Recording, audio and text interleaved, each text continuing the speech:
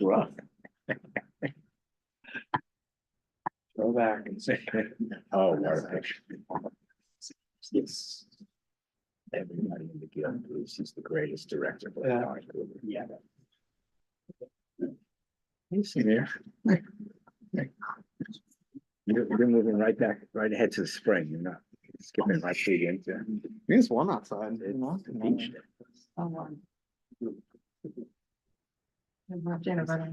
What's that? Yeah. I mean, even yesterday was warm, but it was one of those days where it's like, all right, I guess I gotta start the day in a jacket. And then midday, I gotta go change into shorts. Yeah. It's like, what is, I mean, that's the fall, I guess, but That's New York. that's the nice thing about the summer. It's just one outfit the whole day. Until the rain hits. Yeah.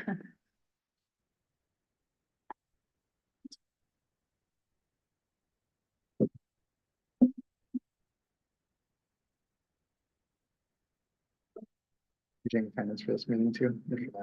This is.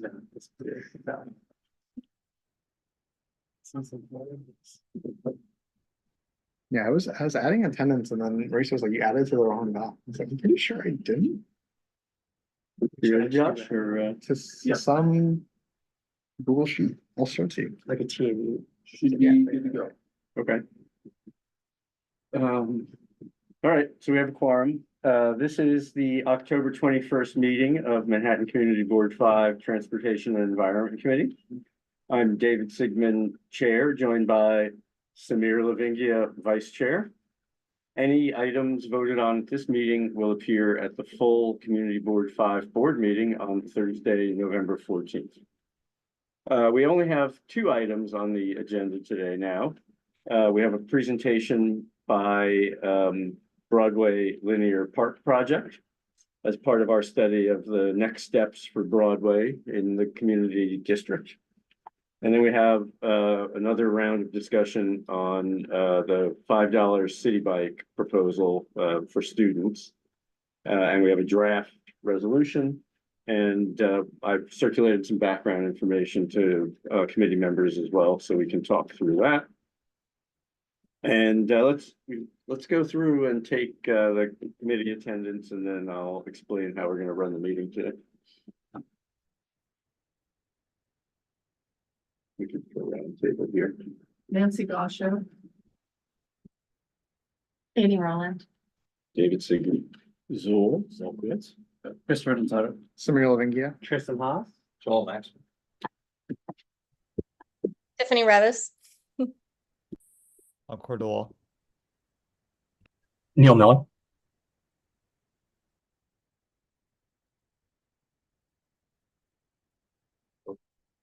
Michael, are you an observer today? Apps, Michael K. back. All right, thanks very much. So I think what we're going to do is divide the meeting into its 2 pieces. So we will hear the Broadway Linear Park presentation, and then we'll open it up to comment from the committee, and then public comment on the presentation. And then we'll switch over to the city bike proposal, where we will take public comment on that. And when we get closer, I'll explain what we're going to do, since this will be the 3rd round of public comment on that. And then the balance of that will be a discussion, a business session of the committee members to talk about what our plan is on how to deal with the city bike proposal. So, Zool, if you want to do the introduction for Broadway Linear Park. I will do. We have in the room Catherine Nessel and Andrew Hyatt of Broadway Linear Park Project, also known as BLIP. And we also have online, I'll ask you, Catherine or Andrew, to introduce the folks online, and this allow you to begin. And then Christopher and I might have a few words before we go into a committee session. I'm sure we'll have questions for you. Thank you. Can we present to the table?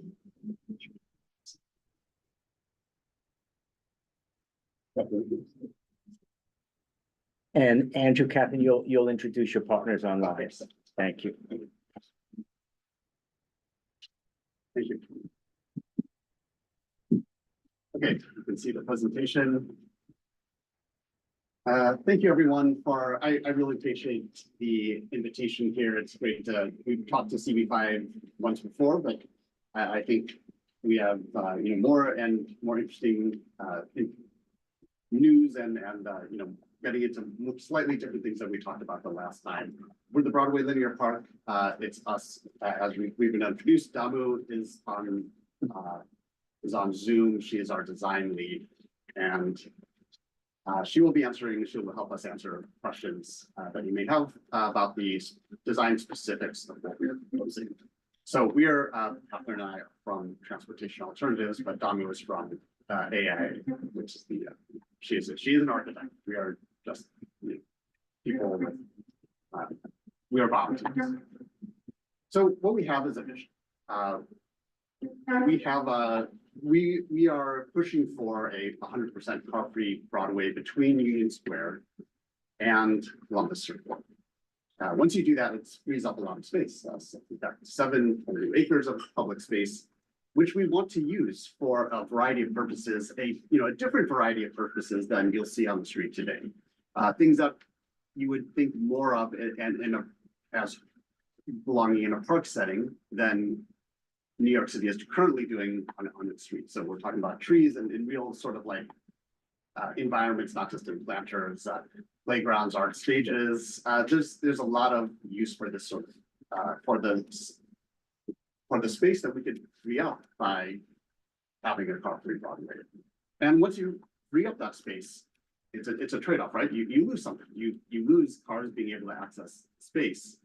We measured the amount of car traffic on Broadway in the 30s, and we found that car traffic is only 1% of the total traffic.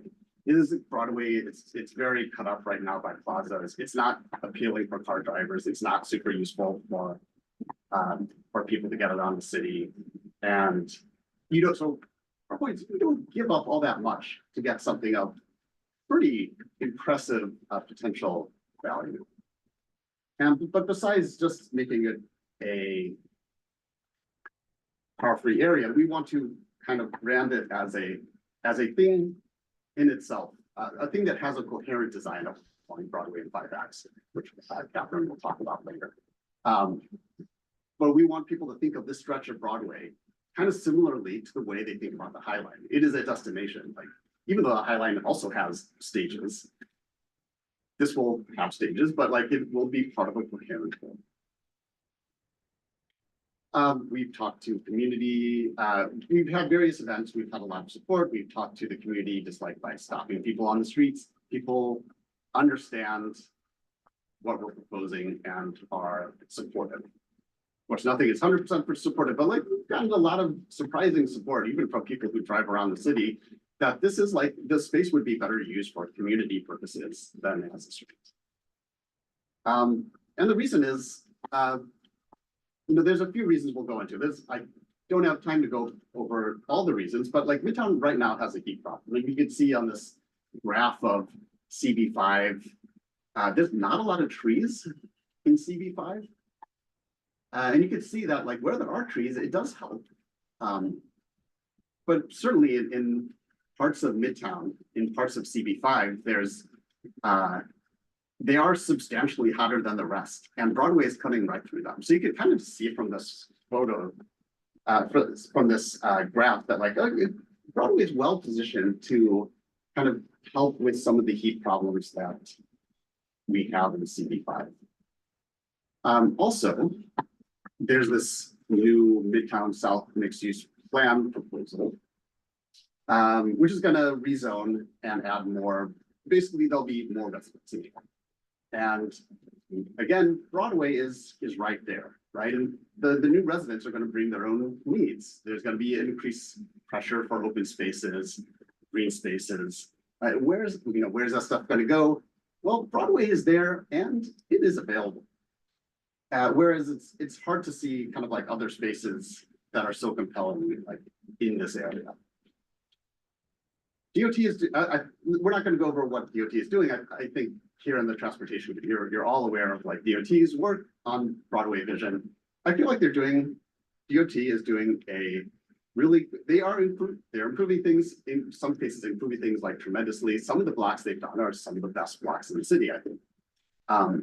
So, you know, they have set out to do a certain thing and they are proceeding with that, and I think having some success. There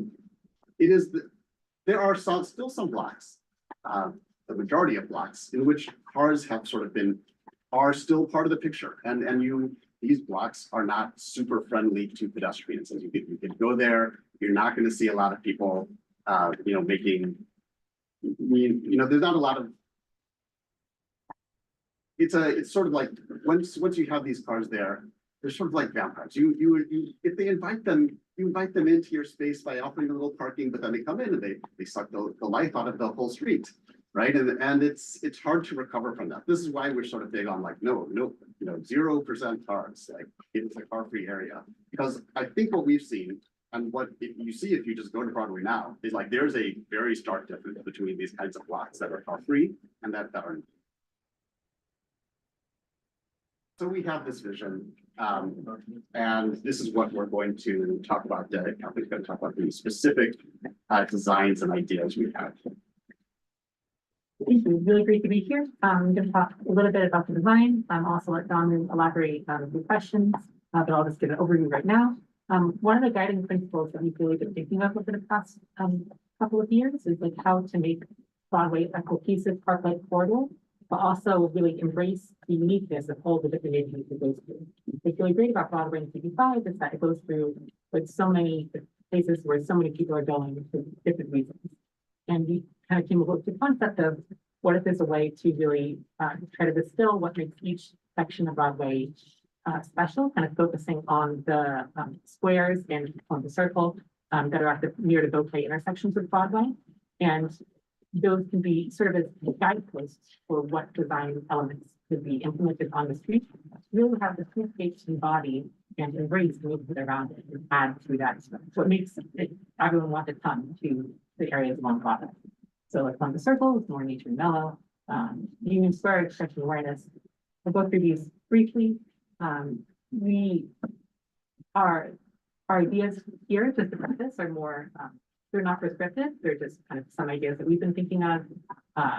These aren't like something that we are proposing to put on this specific block, but just ideas from different cities or concepts that we thought of talking to community members that could work in different areas. So like one the circle, we have it's near Central Park, kind of bringing the park down into Midtown. We have some misters, microclimates, you know, having some rainfall elements that can pull people down during the summer.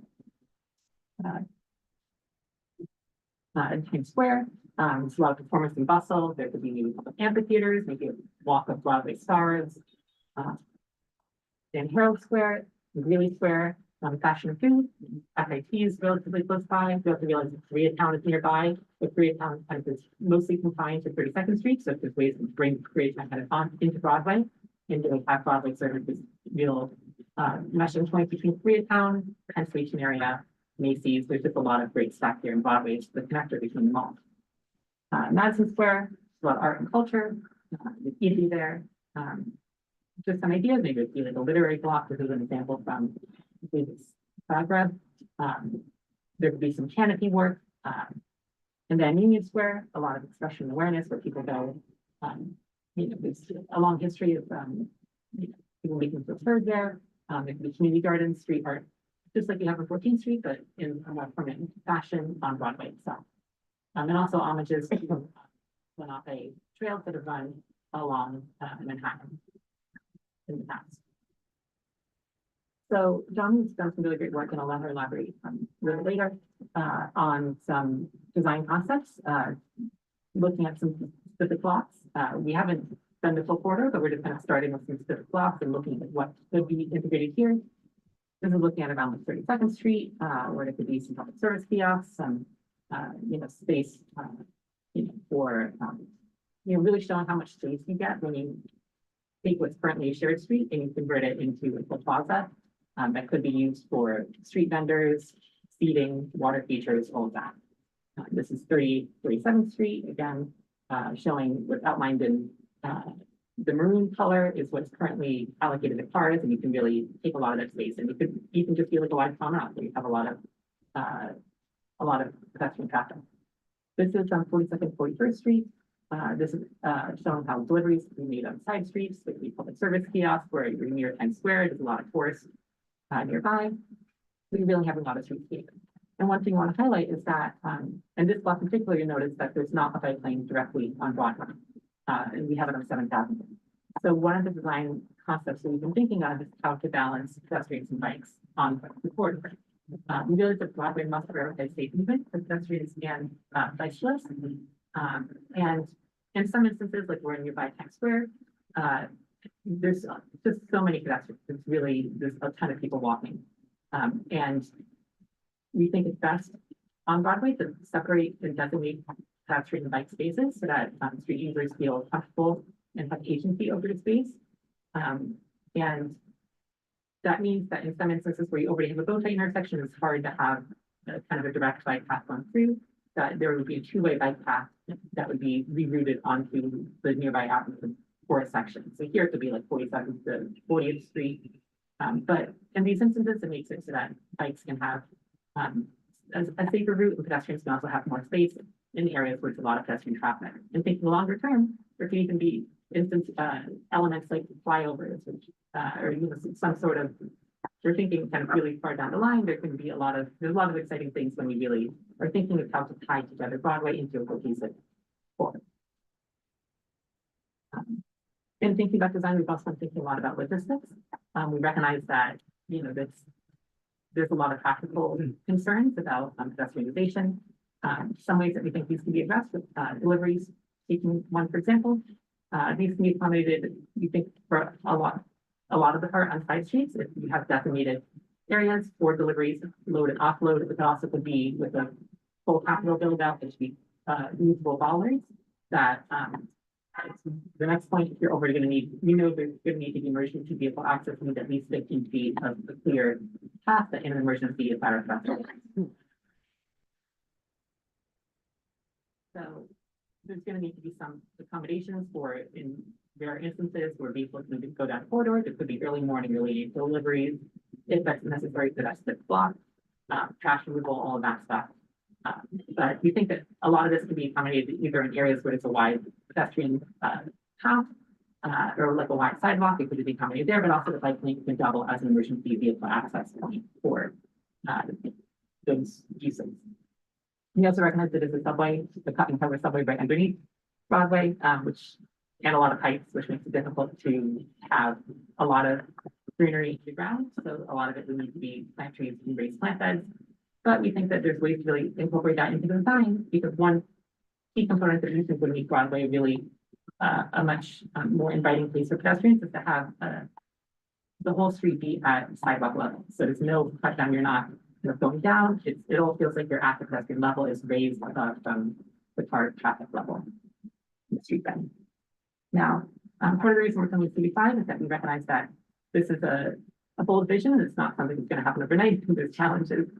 Some that we've identified is that there's unclear ownership and that our vision involves a lot of different city agencies, a lot of stakeholders. DOT is moving ahead under Broadway vision. DDC, Department of Design and Construction, is responsible for capital improvement. Business improvement districts, which cover not all, but most of Broadway throughout CB5, have their own management of plazas within their jurisdiction. Parks Department has some parks that are adjacent to the corridor, like in Greeley Square area, Madison Square Park, that would have some interaction with any activation of Broadway. We also see that there's some we recognize that DOT is already doing work on the Broadway vision, and that's there's a lot of effort put into that. We think that this is, as Andrew mentioned, there's a lot of stuff that's going in the right direction. It's not a true park linear park. And we really think that that's key. And this is Broadway, just the low hanging fruit where it's not necessary for vehicle traffic. But there's already a lot of movement going into that, and we recognize that can be a challenge. And also that we're volunteers, and that's really going to take a long time, we're not here, we don't anticipate that we'll be able to put together a full plan of like how each block should look and all the logistics. Our goal is mainly to set a framework and really put forward a vision that through community engagement and through adoption by other stakeholders in a productive manner. So advancing the book vision, we're really excited to be talking to CB5 and working with CB5. And we'd really like CB5 to send a message to DOT and DDC to design for a car-free Broadway when capital improvements are coming forward or when there's temporary street fixtures being installed on Broadway, make them car-free. To send a message to new businesses that when you're planning to open, that you should plan for a car-free Broadway and see if there's ways that deliveries could be accommodated on side streets. And also send a message to all stakeholders that capital improvement should pursue a cohesive public streetscape, something that really embodies the best of the neighborhoods around Broadway, embodies the best of CB5, and is deserving for New York and deserving for its community board. So that's our presentation. I'm happy to take any questions and really appreciate this opportunity and looking forward to questions. Hello, hi, this is Damu Radeshwar. I'd like to add just two things here. While we have all enjoyed the changes in the Broadway by DOT, there are two things that we have been looking into. One is aspirations, which is our aspiration about connecting all the squares to the Broadway as we see it. And the second thing is that streamline to make it more cohesive. Because as all of us who are New Yorkers, as we walk around on Broadway, we realize that still there are so many concerns because the pedestrians are afraid of the bicyclists are afraid of cars. So that streamlining of the different modalities, we think that's very important. So we all can feel free to be walking on Broadway in our given spaces. So that's what I wanted to add here. And of course, we are open to any questions. Thank you. David, Christopher, do you want to start? Because a lot of us are very happy with the way David and Samir sort of broke us down into little task forces. So Christopher and I have taken a lead in working on this project in Broadway Vision and similar things.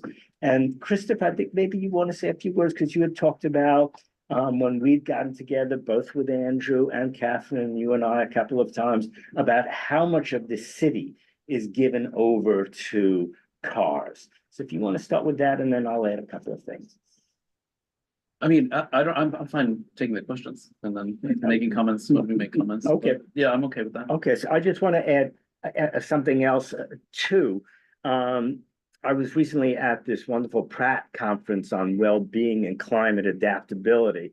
And one of the people there was a Professor Meyer from Stanford. He's in New York now, but he's done a lot of built work. And he showed us something that he did on Miracle Mile in Coral Gables that following a fairly recent hurricane was able to reopen the next day, as opposed to so many other businesses that took a year and more to reopen. And that was because he was able to create space where they had a subsoil element where trees could be planted directly in the ground, and trees transpire so much water.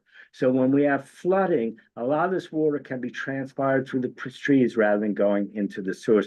Now, we have a clear problem since this is a subway cut and there's a lot of stuff down under the street, but there are potentialities for that. There was also another woman there, Janie Bavishi, who's with NOAA, and they had billions of dollars available for climate adaptable projects. So one of the things that we always look at here is what is the capital funding, where are we going to get it from? And clearly so much of what we need has got to come from the feds and the state, in addition to what we can get from the city. And just one more thing I want to add is there does need to be an emergency lane in Broadway still. And that can be permeable asphalt. That's something that this Professor Meyer has used before. And because we do have the fire station right off Broadway, and because we need ambulance and fire, so on to go through that. But we thought of an idea of an elevated express bike lane that would go over that emergency lane, that would create really something quite sensational that we don't have yet. We do have bike lanes on the greenways where people can go through without having to cut through every red light as they do. But this might be something that would be very interesting, going all the way from Columbus Circle to Union Square, where people would be able to get on and off at the major cross streets, but only at those cross streets. So should we throw it open to questions unless you want to add anything, Chris? Okay. Let me just to kick it off, and CB5 has a voice, not or not just because of the individual efforts. It's really because we pull together community comment. And I'm just wondering to what extent you've already spoken to the bids or, some of the business owners or landlords along this stretch. Have you gotten feedback from any of these other groups on how they see this? I'll start off. Yeah, that's a great question. We have met with a majority of bids on the portal.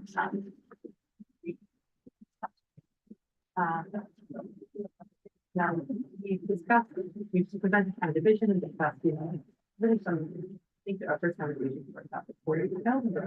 Just thinking initially, we're just looking at open Broadway and open street front office. Right. And then the conversations with it, we got some indications that there was some appetite for some capital improvements, Union Square and other places over the next decade or so. And that there's an opportunity in the relatively short term, in the next 10 years, for capital improvements to be happening, and that there's an opportunity to really go big with those and try to push that. So we've gotten that. We have also heard a lot of concerns about just like individual businesses, making sure that they're all accommodated and deliveries, and that this plan works for every business on the corridor. But yeah, we haven't had we've discussed kind of the larger scale of the campaign vision. We recognize that there's a lot of minute details to happen, like in any process, but we have started this conversation. Yeah, and is it Samir and I had a session with DOT last week, and we talked a little bit about like what's the next step for Broadway vision, and you start when you get into like a real shared street, you get into, I think they threw out a number that was like $10 million a block, 20 million. 20 million a block, to be able to do, to bring the sidewalk and the street levels to deal with sewers and everything else that goes on under a New York street. So is this concept kind of that far, or is this something else? Is this is the landscaping more, as you mentioned, above grade? It doesn't require the sort of heavy investment in utilities that the next step of a real shared street would. Is it somewhere in between? Would you also just mind speaking a little louder? We're getting some comments that it's difficult to hear. Let me try to take that one. Yeah, I think that we do want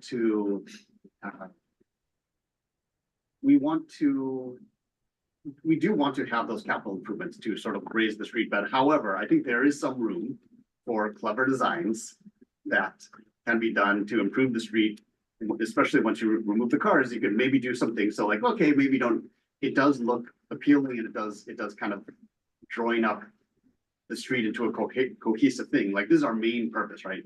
Joining the street into a cohesive experience, instead of having sidewalk and then street, which you're really not allowed to walk on, is really the goal. Like, yes, you probably should do that with raising the street itself up.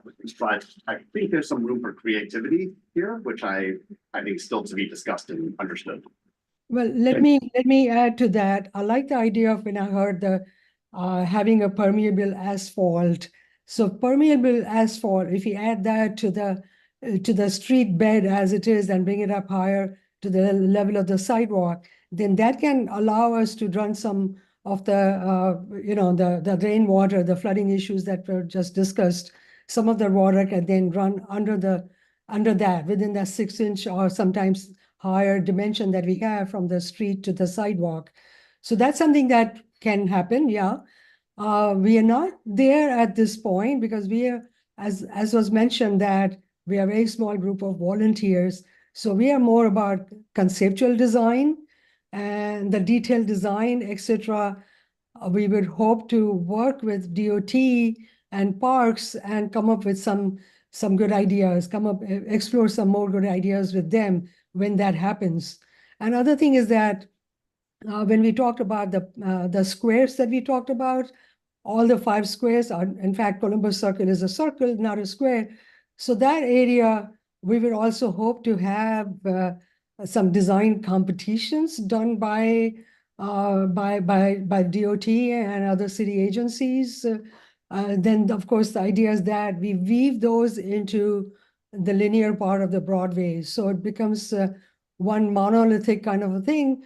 Seamlessly, you go from one square to the next, and is not some abrupt change from what is happening in one square to the next. So some of those design ideas we have been thinking about, but we have not taken further because we have a limited capacity.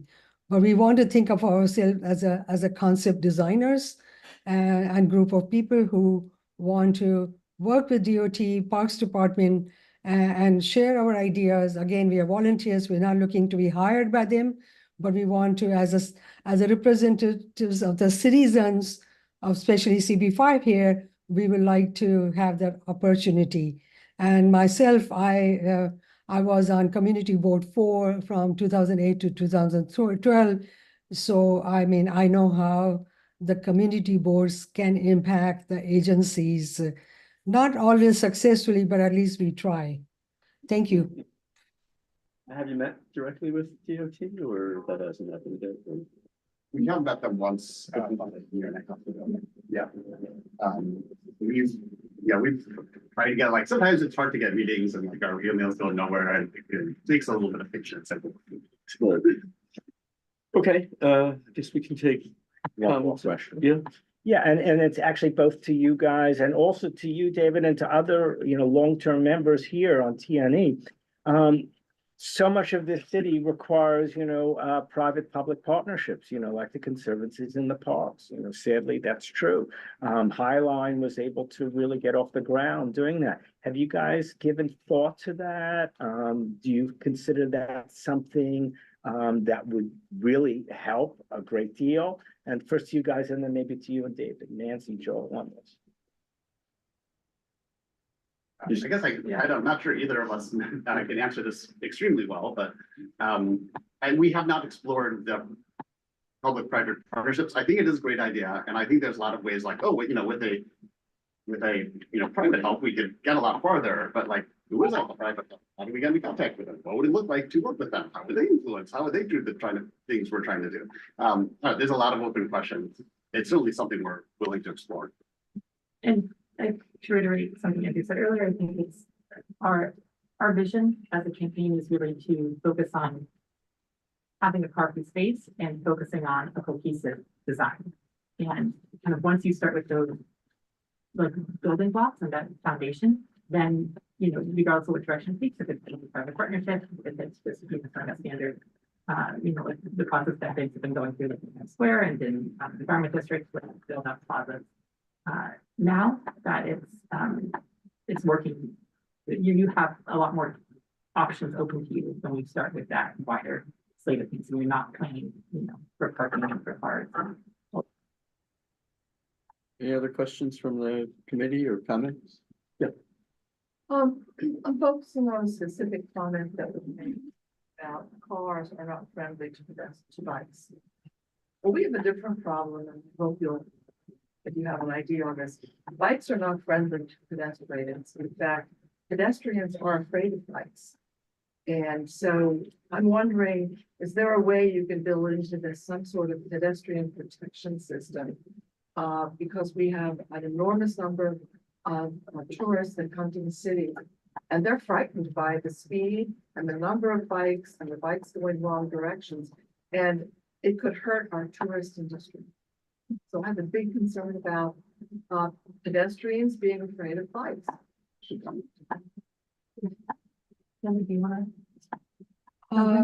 Let me answer that. I understand there's a $3 billion business in delivering of food in the city.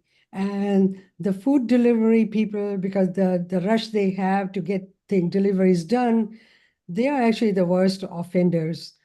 So the thing would be that we really separate the pedestrians, whether they are on the sidewalk or whether they are on the roadbed, separate them not just by small planters along lined around, but more like a continuous ribbon of green, which is like a Jersey barrier. But of course, it's not a Jersey barrier because we want to have a green line there with the trees and some other vegetation.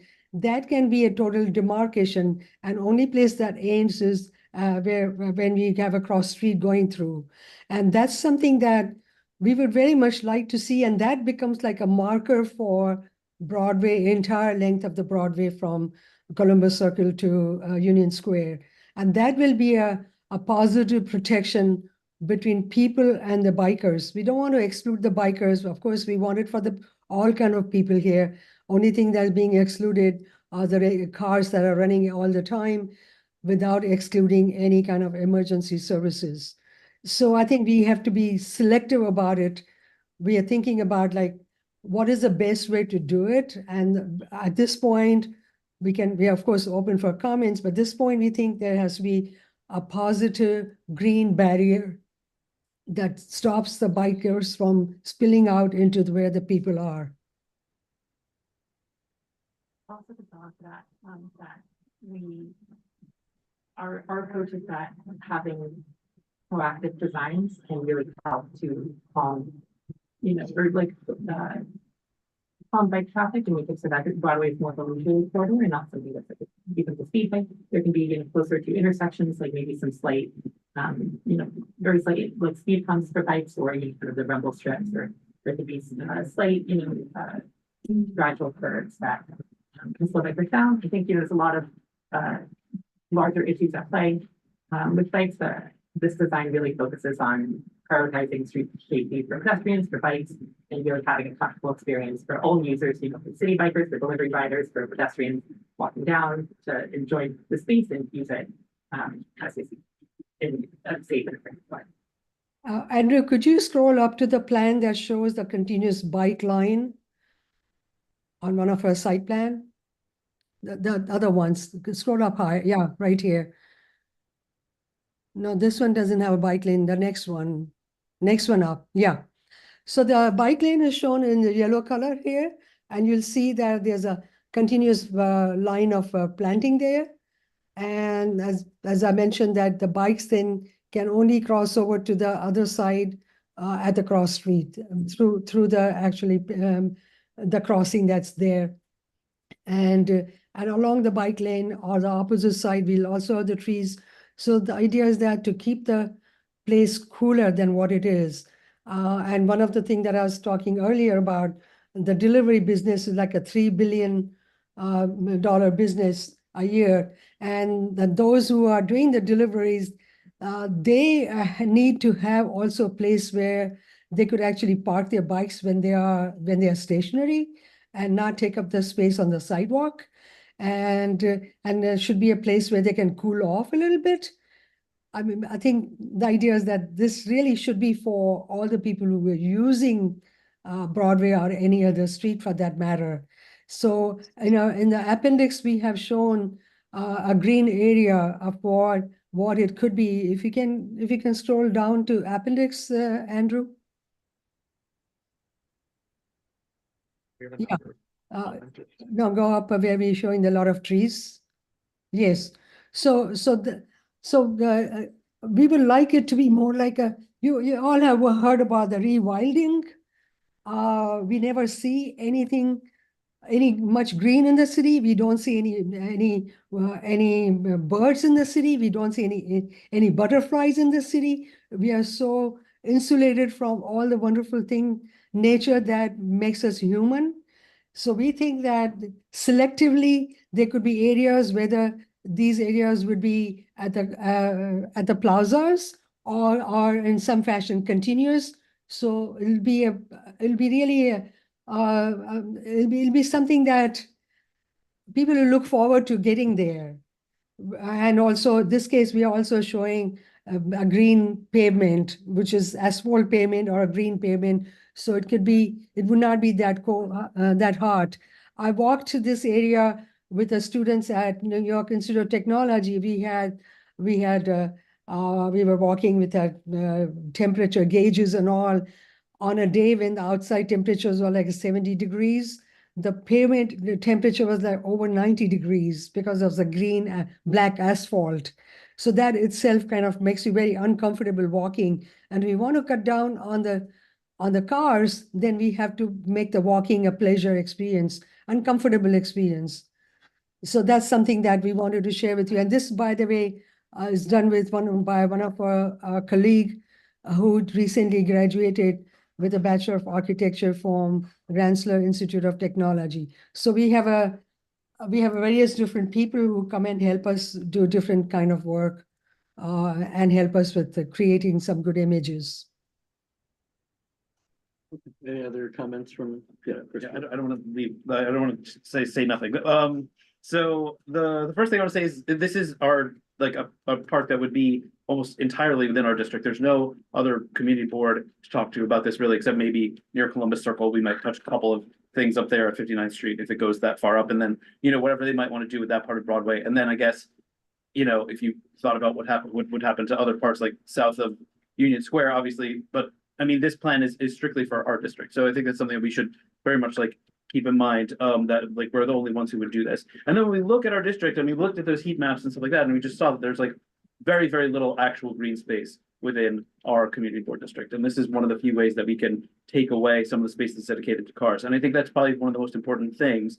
And I did want to emphasize this fact from probably one of my favorite New York Times articles ever, but the Farhad Manjoo article that was about seeing a future of New York that didn't have cars, and just pointing out that 4 times Central Park is asphalt, and that's just Manhattan, right? We dedicate 4 times the amount of space that is Central Park to asphalt in our borough, and just to replace that with a completely car-free green space that's just in our district. I mean, it meets a lot of really important needs, really, just the need for green space, the need for open space, the need to feel safe.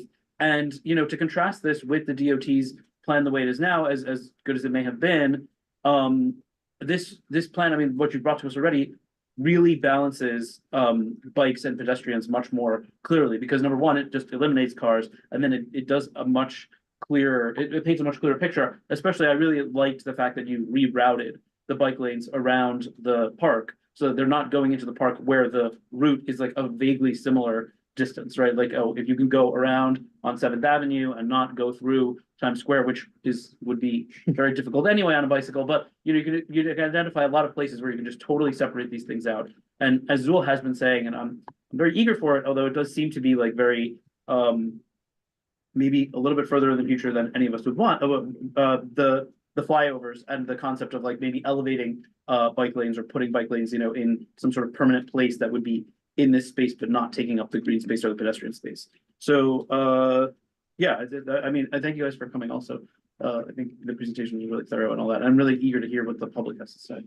If we may take one more minute and show you the slide that we have that shows the number of cars that are on Broadway as opposed to 6th Avenue.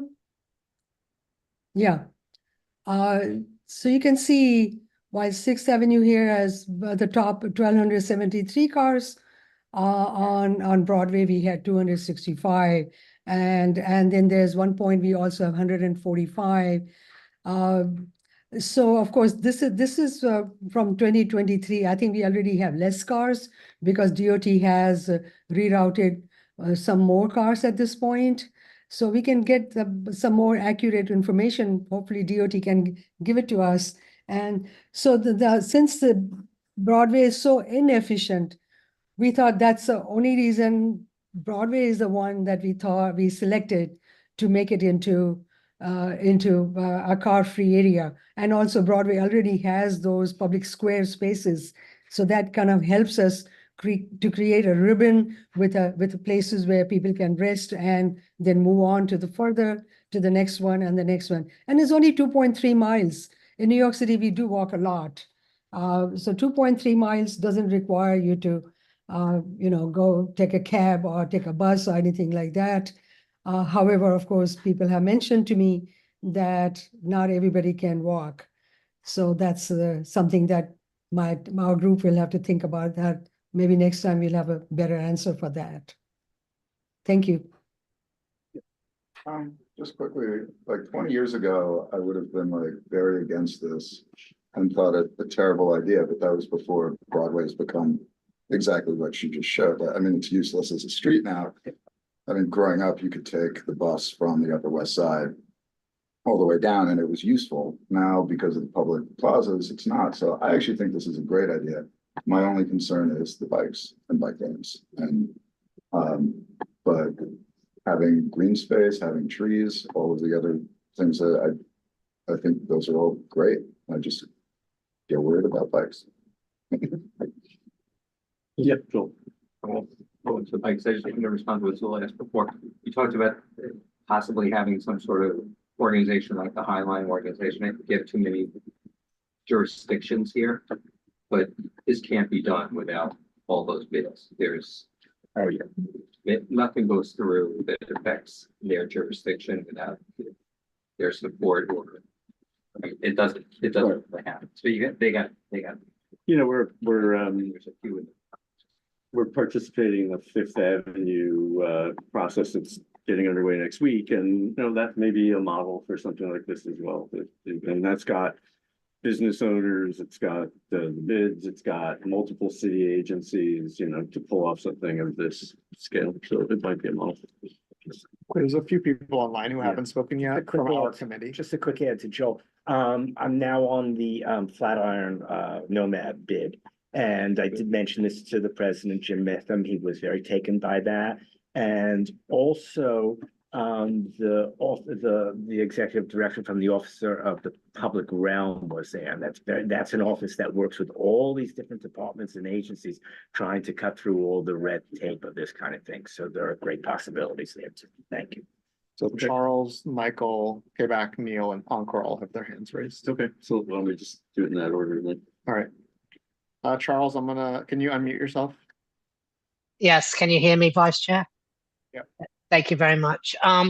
Just three quick questions. I was just wondering, do you guys have any thoughts on how someone who is blind like myself would be able to navigate this space, since there's no tactile feedback or any way of someone with a cane knowing where they're going in such a big, open, pedestrianized space? And do you think it's essential for your group to reach out to the different blind organizations in the city, including the residential building specifically for the blind in the city, to get the blind community's input and maybe even help you to work on a design that would make it accessible to those who are blind and low vision like myself? I'm also willing to help offline if you guys would like me to. And the other question is to Access-a-Ride. I am concerned, essential vehicles like Access-a-Ride that drives people who are mobility impaired door to door.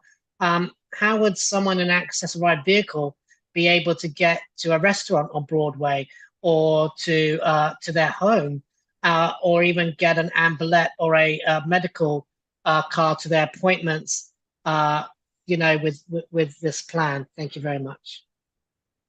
Thank you. Thank you for your comment.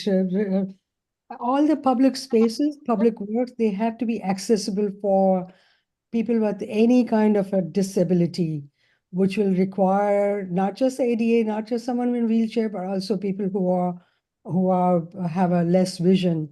So I think that's something that anybody who's designing it has to take that into account. But thank you for pointing that out.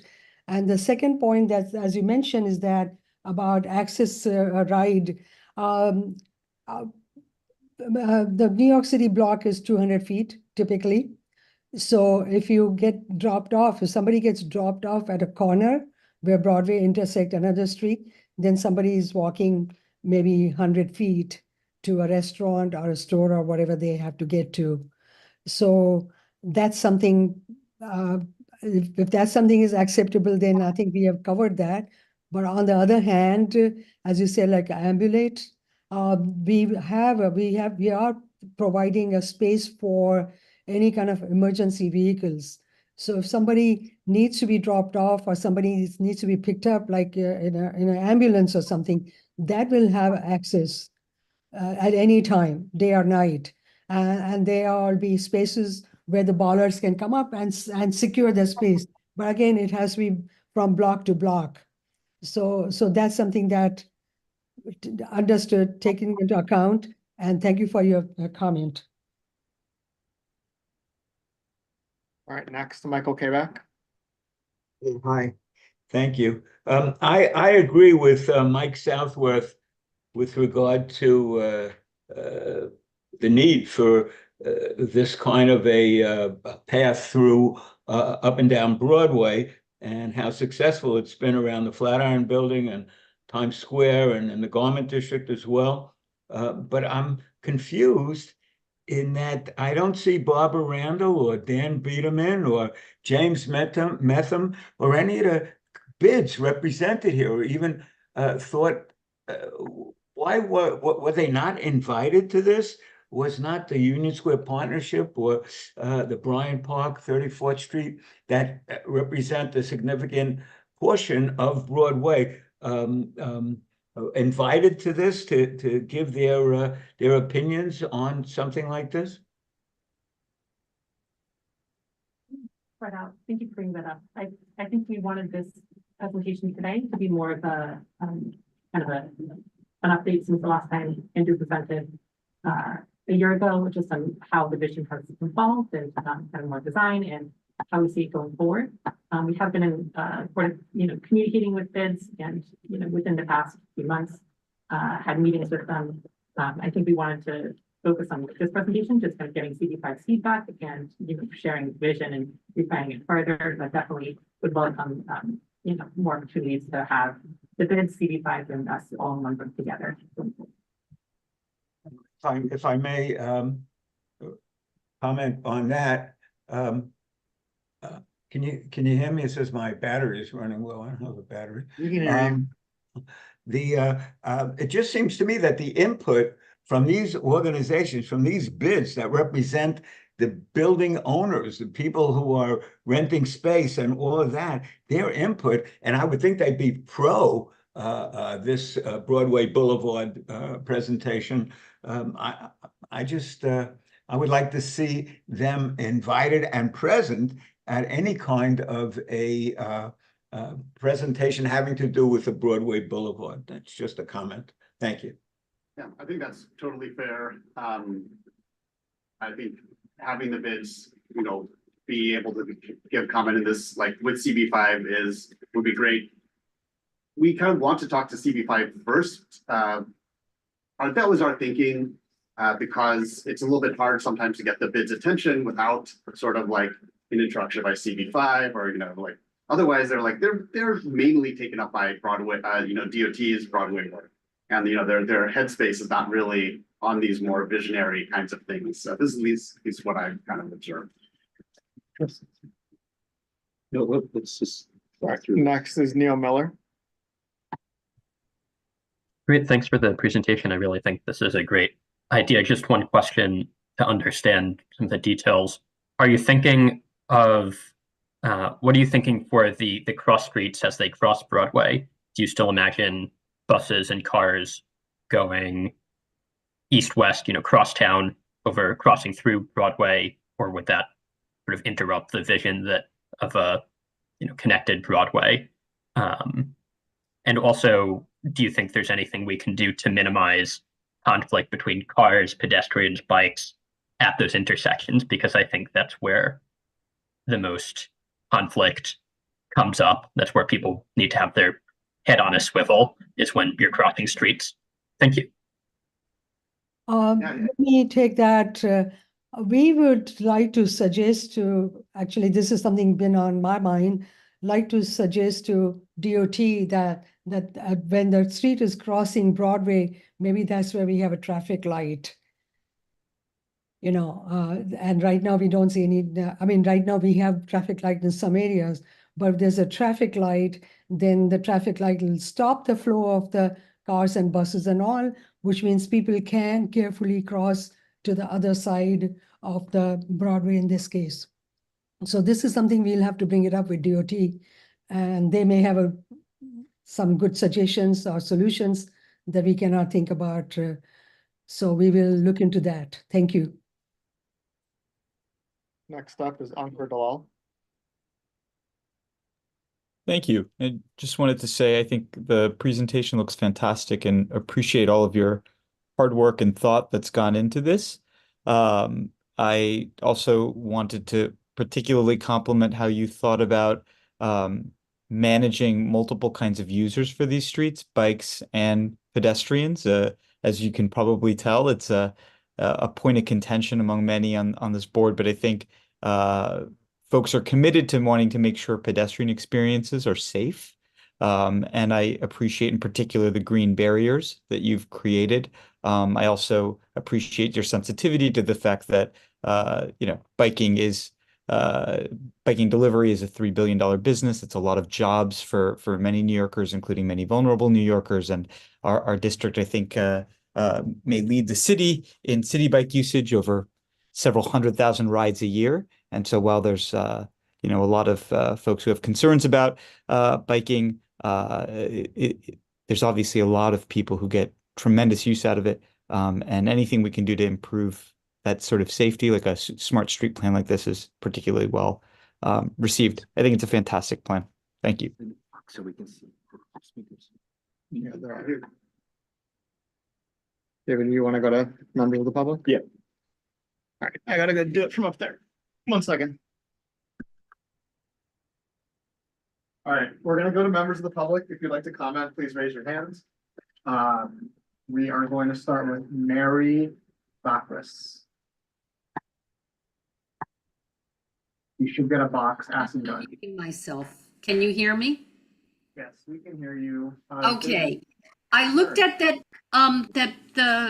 the picture that showed the bike lanes separated by the green space, etc. But in that picture in the 30s, there was a public kiosk in one area, and it didn't look wide enough for the biggest fire truck in the middle. Now, I have been in a building with a high-rise building that had a fire. And sometimes the fire truck has to get closer to the buildings, and they would have to be on Broadway. And I think that's a real concern, because I don't know if they can get in. So if you're looking at this picture here, can people get to like the front into the building? If there's only an entrance like way on the side, way off on the side street and in the building, and the fire people have to get in there and they need to get in, and I don't know if that's wide enough for the super big fire trucks, and that is a concern. And I know that this happened on Sullivan Street when they first allowed those sheds to be built during COVID. They built them so wide a fire truck couldn't get down the street. So I just want to make sure that that's taken into account. And I also think it is absolutely imperative to separate the bikers from the pedestrians, because the bikers do not pay attention to lights. They are very dangerous. That's all I'm going to say. Absolutely. The bikers, in fact, we all have experienced being closely hit by a biker as you're crossing the street, or you are even on the sidewalk sometimes. So the public service kiosk that is shown here, that's only a placeholder to talk to the community and see what would they like to see here happen. This is not an outdoor restaurant, which is something the city already has guidelines of where the outdoor restaurants can be. That's something we have not even shown at this point, but the public service kiosk is a movable item. It could be here, it could be there, but again, we'll have to take into account where are the entrance to the buildings, of course. So this is just a very early thought that perhaps there is a public service kiosk required, like a COVID or temperature taking or flu shots or whatever is needed. We don't know at this point what will be there, but your point is well taken. We'll keep that in mind. Just because if you look at the picture, I'm not so sure that a fire truck could especially get to the buildings on the left as close as it needs to. That's all I'm Mary, saying. yeah. Thanks for the input. I mean, I'm sure you can appreciate that nothing is going to get built here until fire and NYPD and sanitation and everybody else have had their chance to review it. We're going to go to the next person is. Yeah, Carrie Michaels. Hi, thank you. Shutting off my speaker here. Hi, thanks everyone. Very interesting presentation. I have 3 questions. Hi, can you hear me? Yeah, we can Hello? hear you. Hello? Yeah, we can hear you. Yes, we can hear you. Hello, okay, no one responded. Thank you. Interesting presentation. The renderings, not in a critical way, but just seem a little fantastical right now as you look at them. I do also have a concern about emergency vehicles. Department of Sanitation has a difficult time already on 8th Avenue with any sort of snow removal or anything, even though, you know, we're not getting a lot of snow right now, but there's already problems in other areas in the city where vehicles can't get through. So my concerns would be echoing Mary about the emergency vehicles, but also for the elderly needing to have to be driven to certain places where they're not going to be able to walk the 2 miles. This seems a little ableist. And has anyone contacted the Broadway League? I know the Broadway area is a small distance, a small area from Columbus, if this is going all the way down to Union Square or Washington Square, but has anyone contacted the, you know, Nederlander, Schubert's, I mean, you know, to Jameson? Because there's already a lot of issues in another community board meeting with the producers not being happy with how things have progressed on 8th Avenue with the lack of access to Broadway theaters. I mean, people need to take vehicles sometimes. It's not everyone is able to walk to a Broadway show. Not everyone is able to ride a bike to a Broadway show. And this is a huge amount of money in this community in New York, in the theater district. And this, no one has said anything about that. So just would encourage you to reach out to the Broadway League and see if you could include them in this conversation. No, not one person has said anything about the Broadway area and the millions of dollars that community brings in. Okay, Thank you. Karen. Well, currently, 7th Avenue and 8th Avenue, both which kind of flank the Broadway theaters, they actually have the bike lanes and the vehicular lanes.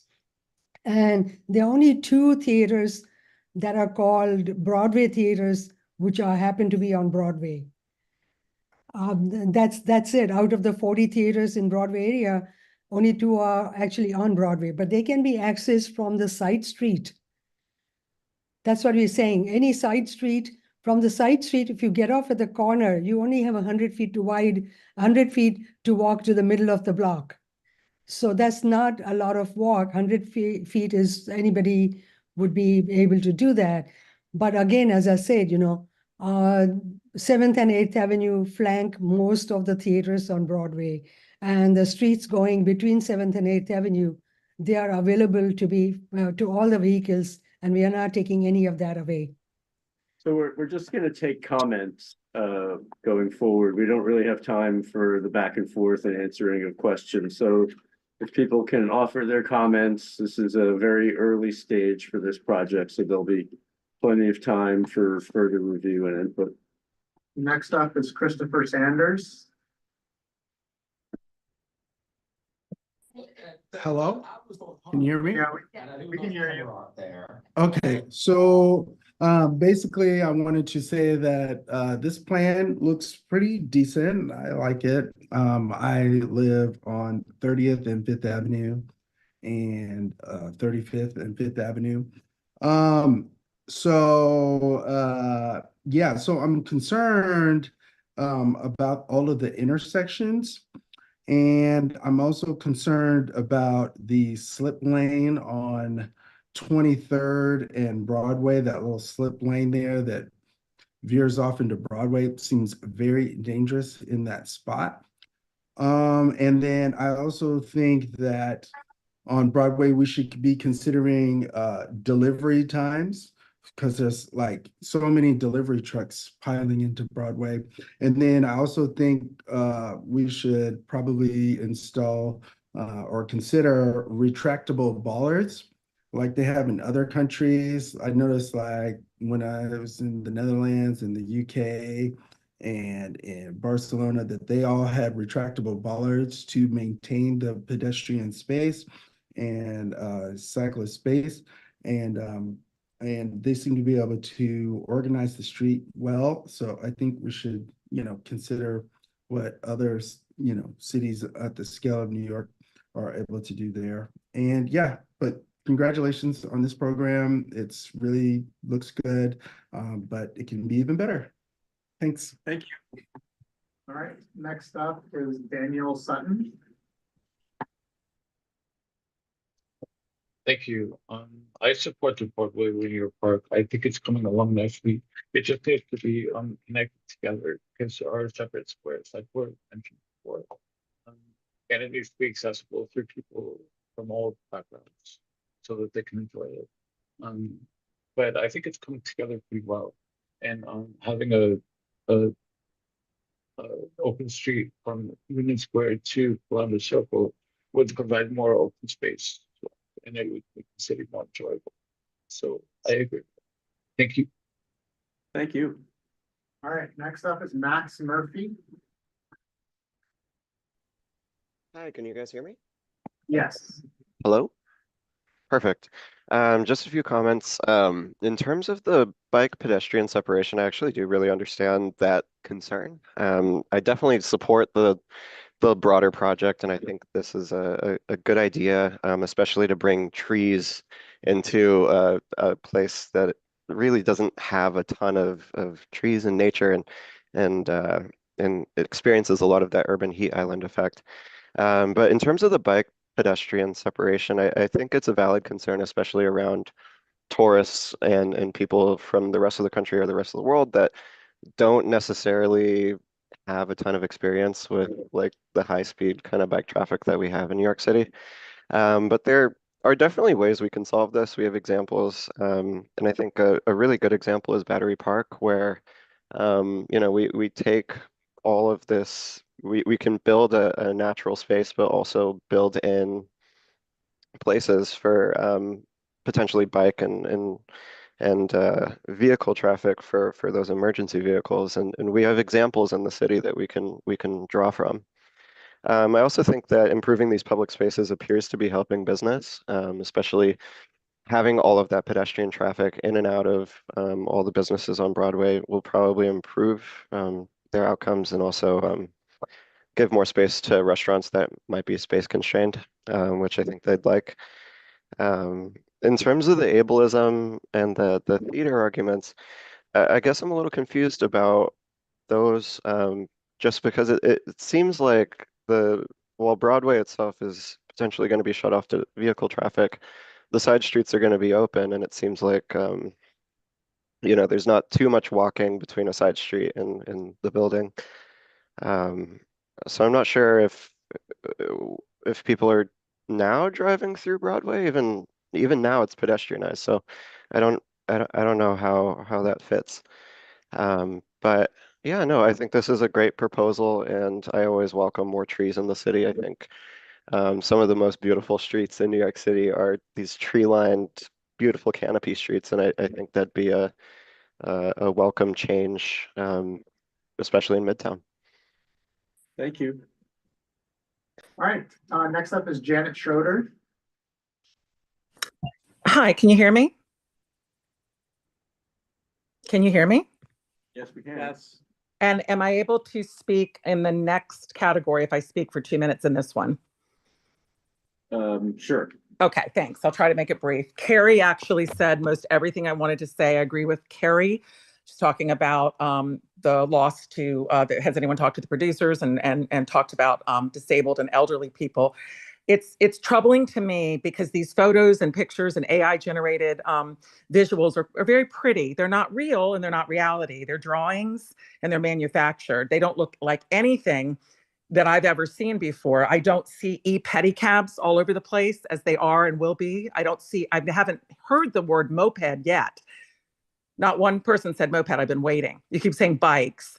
Let's be realistic. There will be mopeds everywhere, e-bikes everywhere, regular bicycles, pedicabs flying around.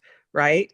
And they need to be drawn into these pictures and considered. And I don't know why they're not there. We see pedestrians and I see planted bicycles, but why wouldn't you put what we see everywhere when you're doing a picture like this? So please be more authentic. I have to call you out on that. It will be a huge loss to tourism. I know a lot about the Broadway scene, and I would like everybody to make sure they are talking to the Nederlanders, the Ju Jamsons, the Schuberts about this, because they are not happy with what's going on now around that area, especially around the e-bike and pedicab non-regulation of anything that's going on. But the last thing I'm hearing that is really troubling is people saying things like, well, you only have to walk 100 feet. You only have to walk maybe 150 yards. And that is ageist. You can't speak for people that have disabilities. So when you're doing this plan, be sure you speak to organizations and people that do have to walk the 100 yards. It may not be much to you, but it is to them. So thank you. Thank you. All right. Next up is Jim Wright.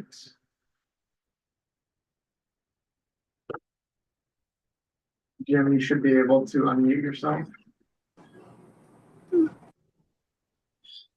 Okay, I think I'm unmuted. I'm Jim Wright. I'm an architect and CB5 resident in Midtown South, about a quarter block from Broadway. So I walk Broadway or bike Broadway 4 or 5 times a week. I'm very familiar with that area, including the recent DOT project. So I just want to offer a few perspectives. One, I think what's being presented here is, on a conceptual level, the long-term vision that the city has for Broadway between Union Square and Columbus Circle. So I think we're kind of seeing a long-term vision here. It is, anybody who's followed this from the beginning of the Times Square reconstruction in 2011, it's not moving quickly. And a lot of the designs that have been put forward are temporary in nature. They are budgeted out of the maintenance budget. They're not capital projects. However, I would say you need to be very aware of the capital projects that are currently in or near construction. I've heard there's someone 2 blocks in the 40s, and I know that DOT and DDC are nearing bidding on a capital project in the at the Flatiron intersection from 21st to 24th Street. Those projects are major reconstruction of the roadway and utilities, raising sidewalks, etc., which will be in place for 20 years at least, maybe more. So it's really important, if we're looking at long-term vision, to consider these capital projects that are going in now, because they're not going to get changed for a long time. And let me just offer 2 points of view. One, I totally share the idea of bike lanes on Broadway, and I would say 2-way bike lanes are essential. There's no northbound bike lane between First Avenue and 6th Avenue, so particularly the area below 23rd Street, which is almost 2-way, but not quite, should be 2-way, and that should be extended, I believe, up to Times Square. I also am troubled by the toolkit that DOT is currently using. They have I'm sure those of you who are on the committee are aware of this. They have a sort of a kit of parts toolkit that includes what they call slow streets, which are combined bike, vehicle, pedestrian areas, as well as the chicane design that's shifts the vehicle lane from one side to the other street, that happens above Times Square, and now it's happening below Herald Square. What I think this does is introduces a lot of confusion amongst the users, not only the vehicles, but bikes and pedestrians. to the extent that almost every intersection has a different condition. So the process of navigating that intersection can be very confusing and potentially dangerous. So I'm really hoping that what I'm seeing in this vision here of a combined two-way bike lane, protected bike lane on one side of the street would help reduce some of these conflicts between different users. I think it's something that's worked in the past, and I just don't understand why DOT has introduced the kind of complexity they have in their recent designs. I'd be happy to, if anybody is interested on the committee, on the transportation committee, I'd be happy to share my thoughts in more detail, but I'll leave it at that. I just want to make one other comment. I really appreciate Charles's involvement and comments over the years in how the site impaired have to be considered, and from the very beginning. And it's something that's not often done, even though there's a lot of lip service made to it. And I really encourage that to be more of a part of the process, both from a point of view of just usability, but I think from the point of view of safety as well. Thank you for listening to me, and looking forward to the next phases of development. Thank you. I just wanted to add, Jim Wright and I, we both are on the Transport and Infrastructure Committee at AI in New York, and we also have worked together in the past. So thank you, Jim. All right, next up is Mary McGuckin. Unmute, okay. I have unmuted, can you hear me? Yes, we can hear All you. right, I am very upset because this woman that keeps speaking about walking a few feet, apparently she's not disabled. And this other woman that just spoke, I have to reiterate, I thank her for her words. And apparently many of you sitting in this meeting are not disabled. To speak so callously about walking, I guess the words, just walk in my shoes, and you might understand how difficult it is. And that's all I wanted to say, that the dealing with these bikes, if you're going to close to traffic, to cars, why don't you close it down to all vehicles? Because a lot of these e-bikes are so dangerous. And when you get hit by an e-bike and you fall and you get injured, the injury is the same as if you've been hit by a car. Thank you for your time. Thank you. Right, Okay. Yeah, if there are no further comments, we'll close this session. And yeah, thank you. So Zool and Christopher will continue to work on this, and we can figure out next steps. Which sounds like it may be introductions and coordination with some of these other groups. And Yeah, for sure, that would help a lot. sure, thank you. All right, so we're gonna move on to the $5 city bike proposal. We're gonna do public comment first on that. And I just wanted to say that we've already taken comments on this proposal at the September committee meeting, and again at the full board meeting in September. And so we would like to limit comments tonight to people who have not yet spoken at either of those sessions, and who are raising new points on this topic that were not discussed at the prior meetings. And depending on the number of speakers who raise their hands, we may limit comments to 2 minutes so that we can get through this discussion in a reasonable period of time today. So if you want to raise your hand and indicate your interest in speaking, and again, if you spoke at either of the other 2 sessions, please don't raise your hand, and please keep your comments brief and focused on topics that were not already discussed if you participated in either of the other 2 conversations.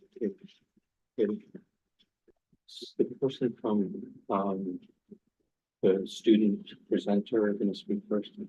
They didn't show up? Yeah. Oh, okay. Yeah. They're not here? Two people from that group, Emily and Lauren are both on. The student himself, I guess, could not make it. Yeah, but I don't think the intention was for them to do a presentation or anything tonight. We were gonna. Okay, that's. Oh, yeah, she's saying no. Okay. Yeah. Okay, There are 9 people. I think it would be worth it to do timers yeah, okay, so let's do that then. or 10. All right, so the first person will be Sandy Raynern. I'm gonna allow you to talk, and then once you start, I'll start the time. Hello, hopefully you hear me. Yes, we can. Okay, good evening. Thanks for having me. As an 80-year-old, I want to speak for a silenced demographic in New York City, old folks like me. I'm here to tell you about the fear we have about merely being pedestrians in our city, just the simple act of walking. The tsunami of motorized cycles have created an unsafe environment for a generation of aging New York City residents, some perhaps who are your own parents or grandparents, or maybe even yourselves. And just as a side note, I'm the daughter of deaf parents.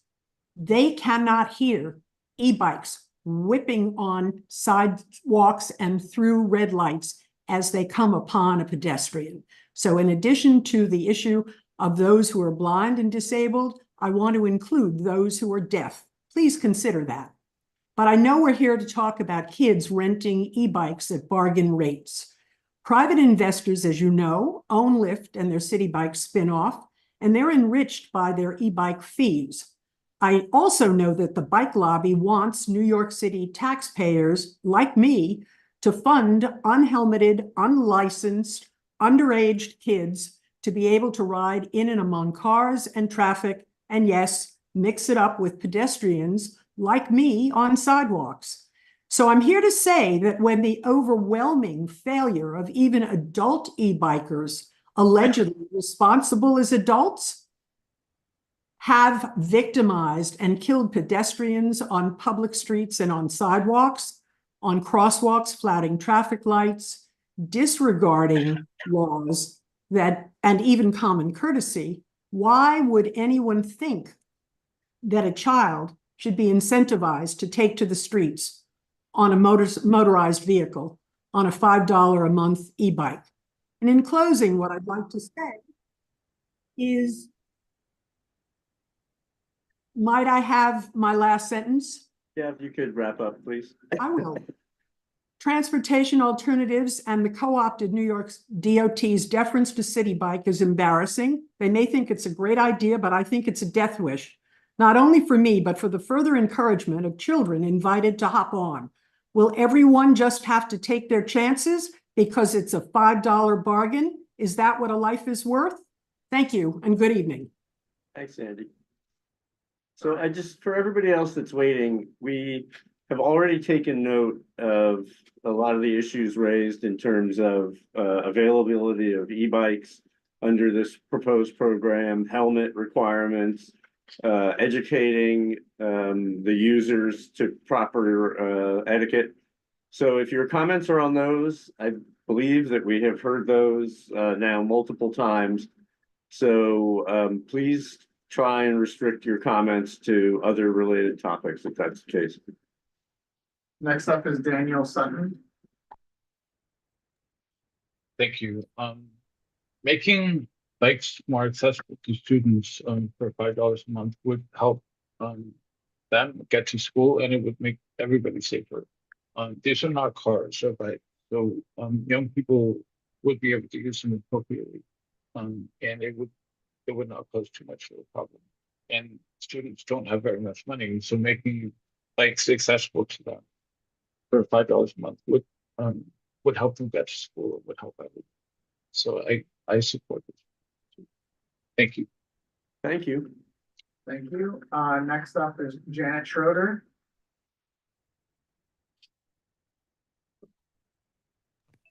Hi, can you hear me? Yes, we can.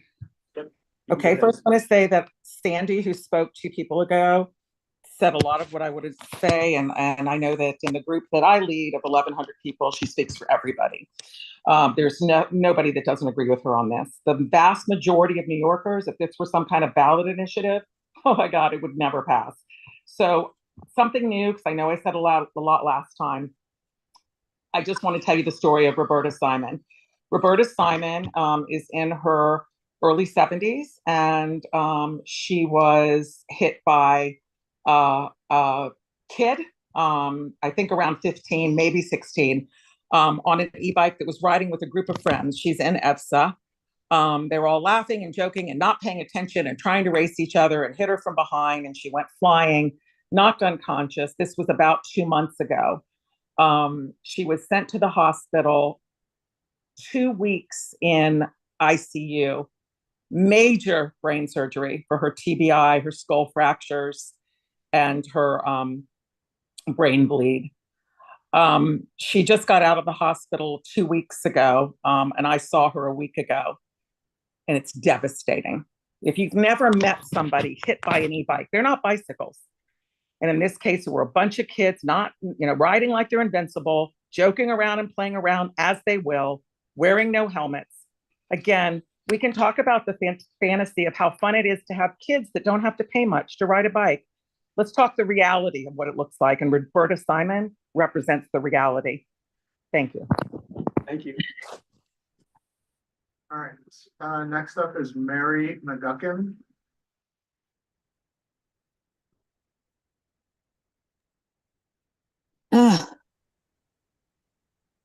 One point that they've talked about is that it's not going to be all inclusive.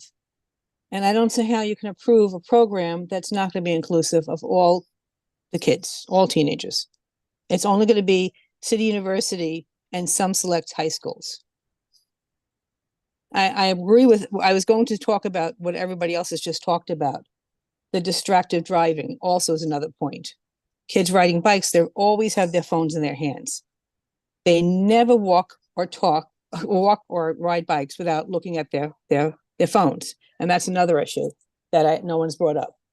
That teenagers, my own grandchildren, my children now, and my children's children, every time I see my grandchildren, their faces in their phones. That's the point I wanted to make. Thank you. All right. Okay. Next up is Carrie Michaels. Hi, can you hear me? Can you hear me? Yes, we can hear you. You can go. Okay, great. Thank you. Points.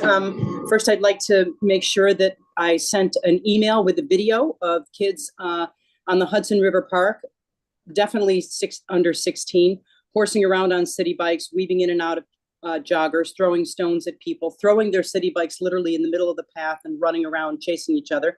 Please make sure that my email that I sent today to the CB5 is read by this committee and the full board. I appreciate that. New points are 2 things. Headphones. I've never, probably 90% of city bike riders that I see, and I'm a cyclist, so I'm out. I was out just 2 hours ago. Earbuds and headphones are worn by most city bike riders, and kids especially. So not only are they on their phone, but there's headphones being worn. So forget the helmets.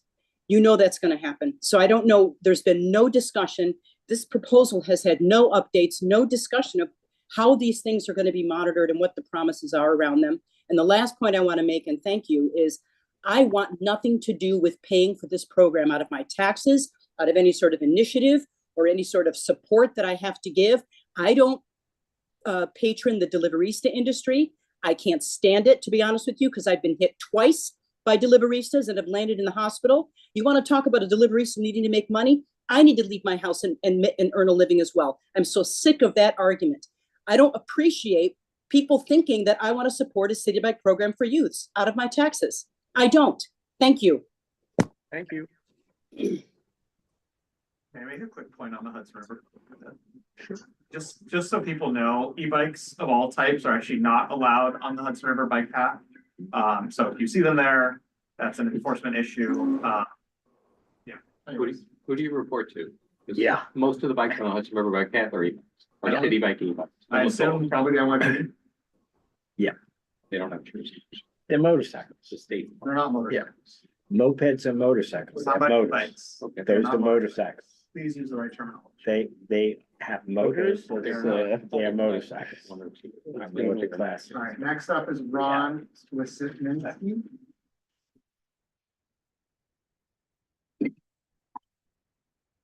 Ron, you can go ahead and unmute yourself and speak. Hello?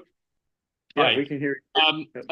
I'd just like to say, bravo, Carrie, what she just said, it's true. And there may not be allowed on the Hudson River bike path, but they're not allowed a lot of places, and they're everywhere, on our sidewalks, everywhere, going the wrong way, and nobody's doing anything about it. We keep putting more out there. The thing I wanted to say is that the subsidies, it's a slippery slope. We know what they're after. They're going to turn after they saturate the city with these things, and there's no more profit they can wring out of it. Lyft is going to try to turn it over to the city and walk away. And then I hope to God we have a mayor who says, tear them out. Thanks a lot. Please vote no on this. Thank you. Thank you. All right, next up is Christopher Sanders.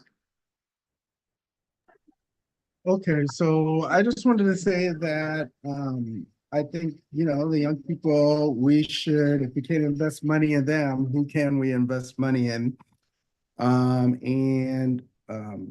It would, you know, allow a lot of younger people to get to and from their jobs after school and to events. And so for that reason, I'm generally supportive of this. And I think there's no one on this call or no one in New York City that has never broken a law. And so everybody should remember that when they're denigrating the cyclists. Thank you. That's all. All right, next up is Matt Murphy. Hi, can you guys hear me? We can, yeah, you can go ahead. Wonderful. Few comments here. I feel like a lot of the comments that we've gotten on this proposal have been overwhelmingly negative and not actually about the proposal itself. We know that bikes of all kinds, e-bikes, whatever, are only as safe as the infrastructure that we provide for them. So, you know, talking about like these big conflict zones and you know, figuring out that kind of problem is more of an infrastructure problem and not related to the cost of the e-bike itself. It also seems like there's a lot of anger around enforcement, but that seems better placed for NYPD, who is actually supposed to be doing the enforcement. And again, we're not talking about this $5 city bike deal. Lastly, we also know that cars are significantly more dangerous than bikes because they weigh more and they run faster. You know, there's the national average for deaths by cars is 12.8 in the country, and in New York City it's 2.9, and there's a reason for that. It's because people don't drive as often, and we need to incentivize a lack of driving in New York City to continue that traffic violence downward trend. In terms of the actual proposal itself, I think this would add an important layer of transportation for a vulnerable population of students and people who are poor to get around the city, and especially for routes that are not well served by transit. I also think that this would, you know, help those people out and give them more options from an already limited pool of options as a student and as a bike rider myself. This would also not increase the amount of city bike stations. It seems like there's just a lot of anger about the bikes and not a lot of focus on the actual initiative. And so I urge you guys to actually support the initiative as a student with limited money who would really appreciate more options. Thank you. All right, next up is Olivia Peterson. Hi, can you hear me? Yes, we can. Hi, I'm a school teacher in Manhattan, and I just wanted to come on here and echo some of what other people have been saying, that young people are our future, and we should be investing in young people. We should be investing in infrastructure for sustainable transportation. And I support this initiative for students 16 and older to gain access to affordable and accessible cycling opportunities with this initiative. And I've seen the benefits to parents and families at my school whose kids gain independence from cycling. And I think this would be beneficial and should be accessible to all New York families, to vulnerable populations.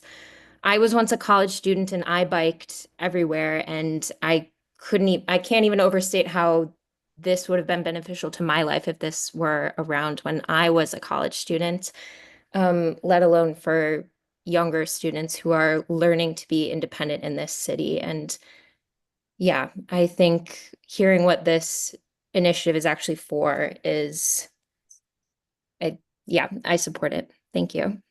Thank you. All right, next up is Andrew Fine.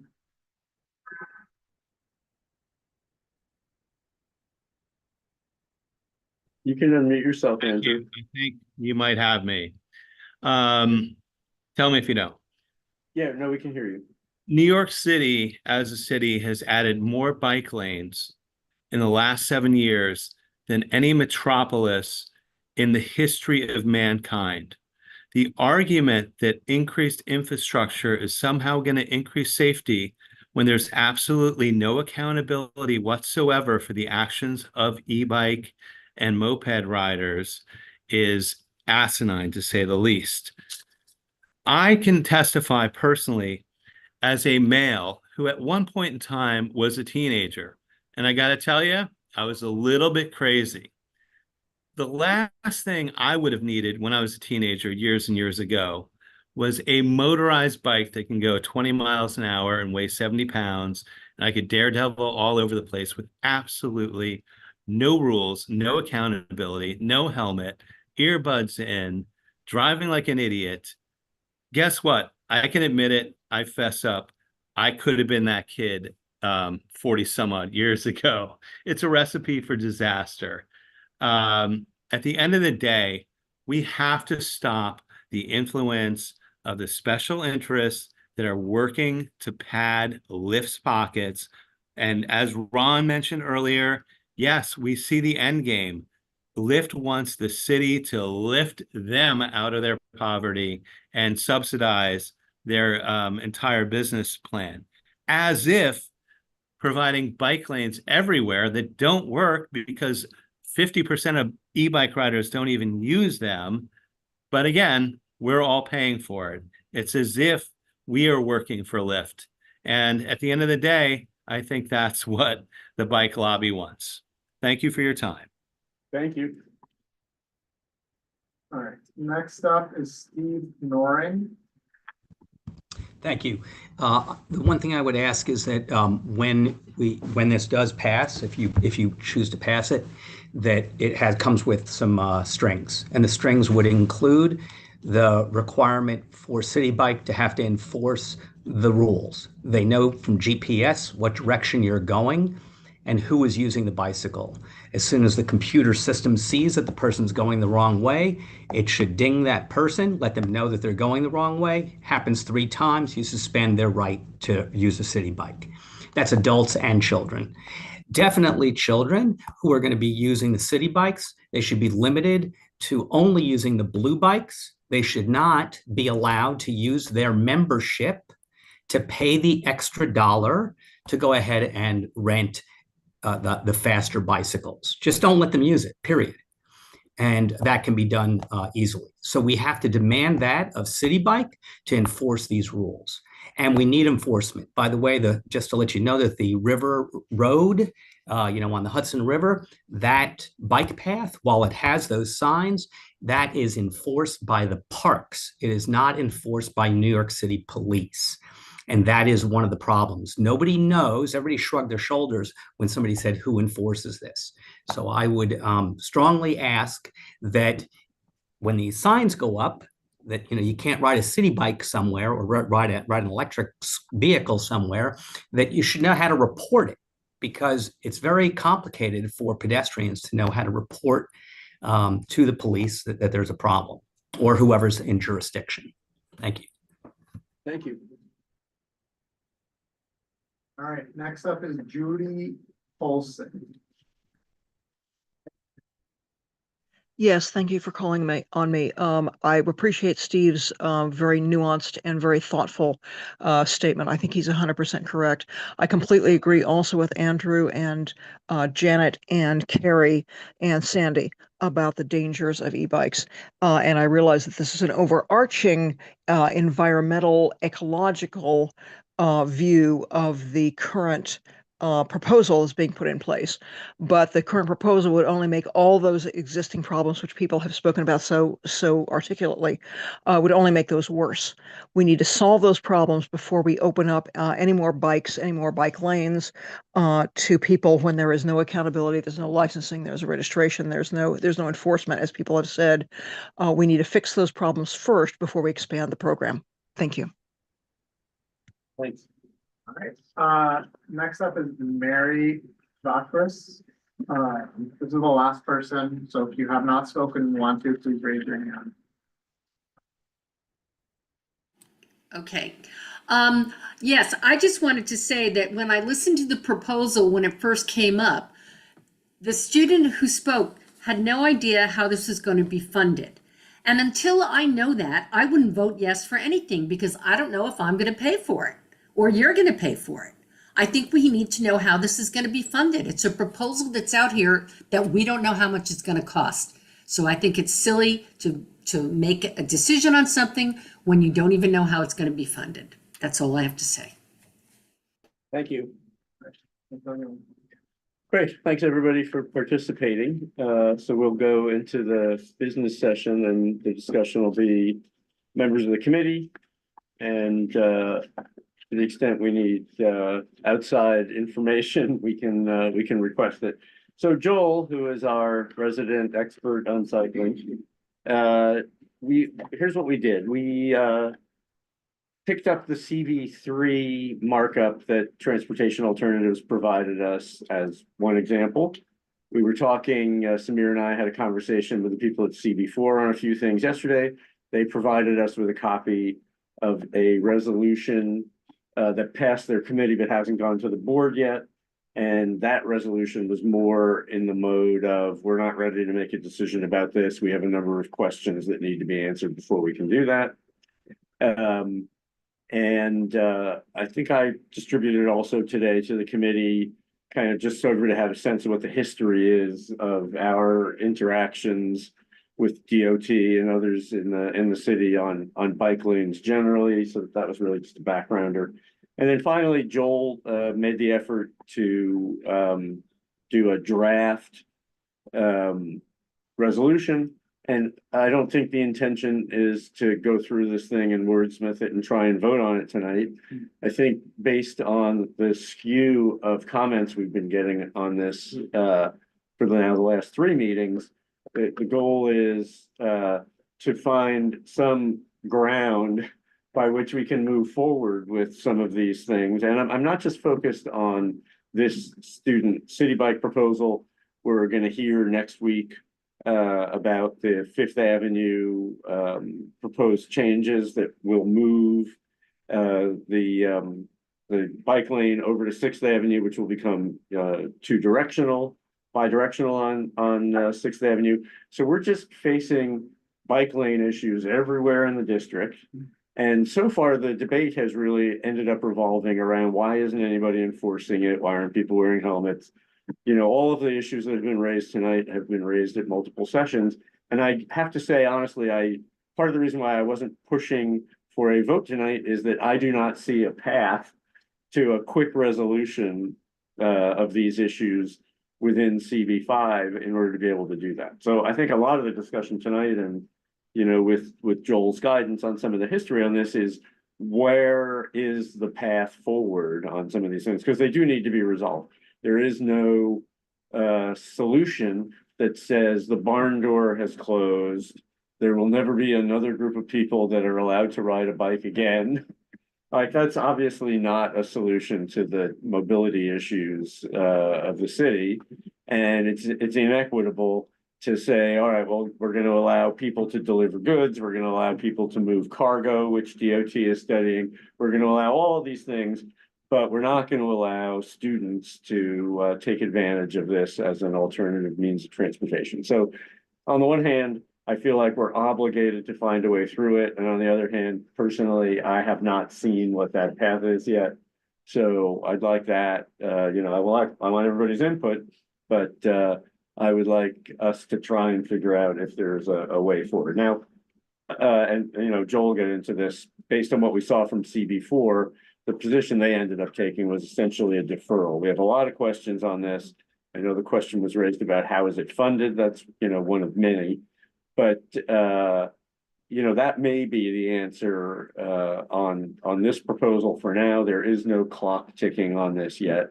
But I still feel like this committee needs some direction on how to deal with the next issue and the issue after that. Yeah, Samir. I just saw that Emily has her interest. Obviously, it's a business session, so you can decide if you want to call her or not, but I just wanted to flag it. If Okay. you would like to.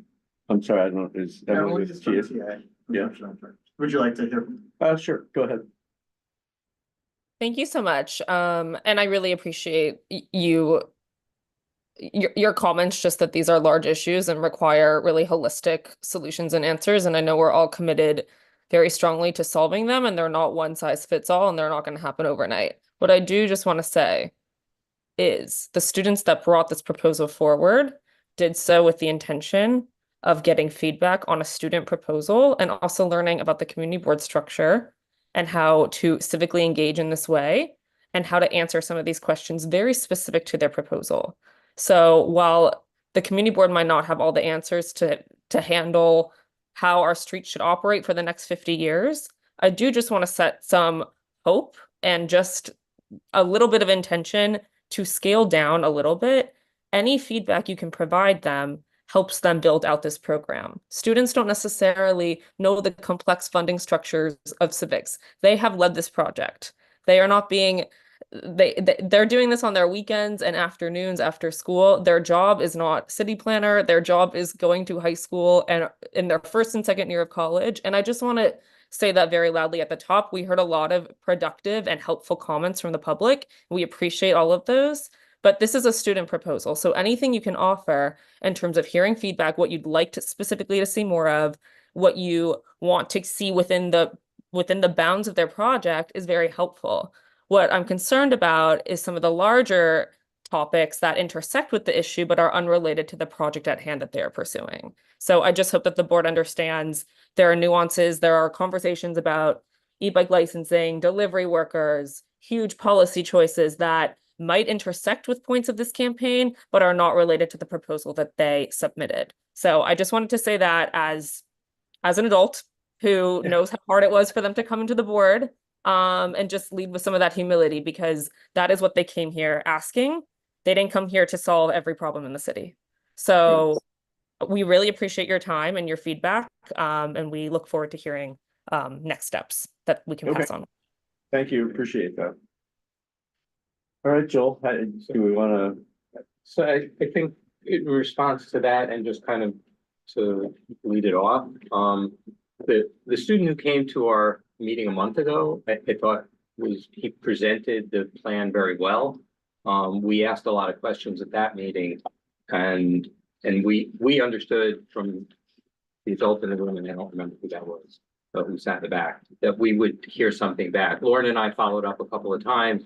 At the end of the day, Lauren said that most of the information we were asking for was not available yet, would not be available for a while, or was still being thought out. Emily, you mentioned that this is a holistic issue. We're looking at it on a holistic basis as well. And one of the biggest problems that we've had throughout has not been infrastructure. This board has voted, I believe, for every single bike infrastructure project in the 17 or 18 years that I've been on it.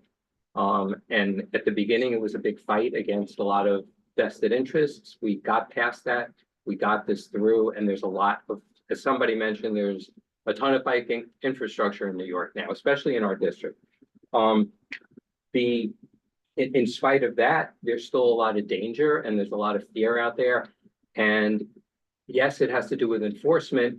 And unfortunately, there is no support among DOT or the mayor's office or any of the advocacy groups that have come to us for enforcement of traffic laws against bikes. In fact, the arguments have always been, no, you can't enforce those. No, you shouldn't enforce those. No, it's unjust to enforce those.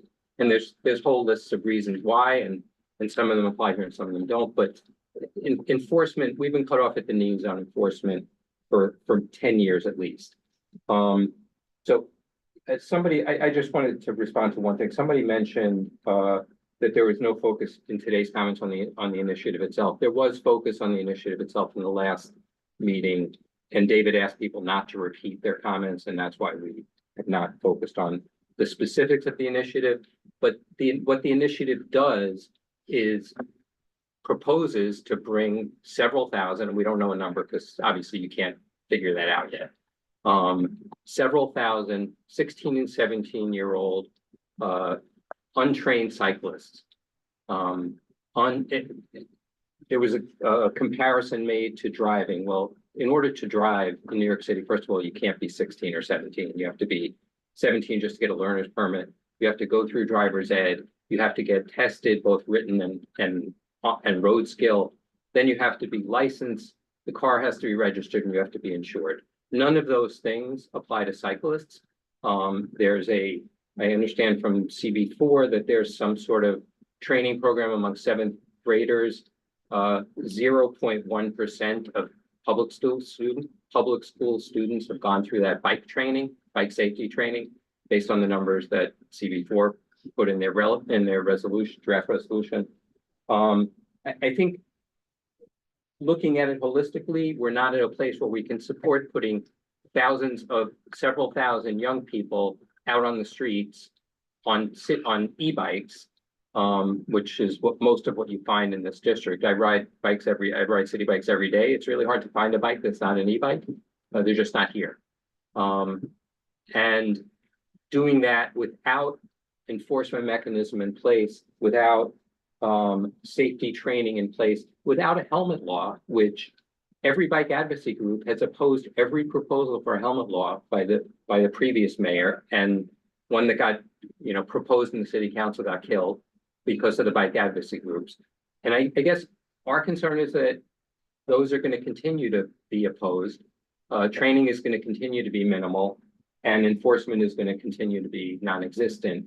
The dangers aren't going to go away, and yet we're contributing, if we support this proposal, to making it worse.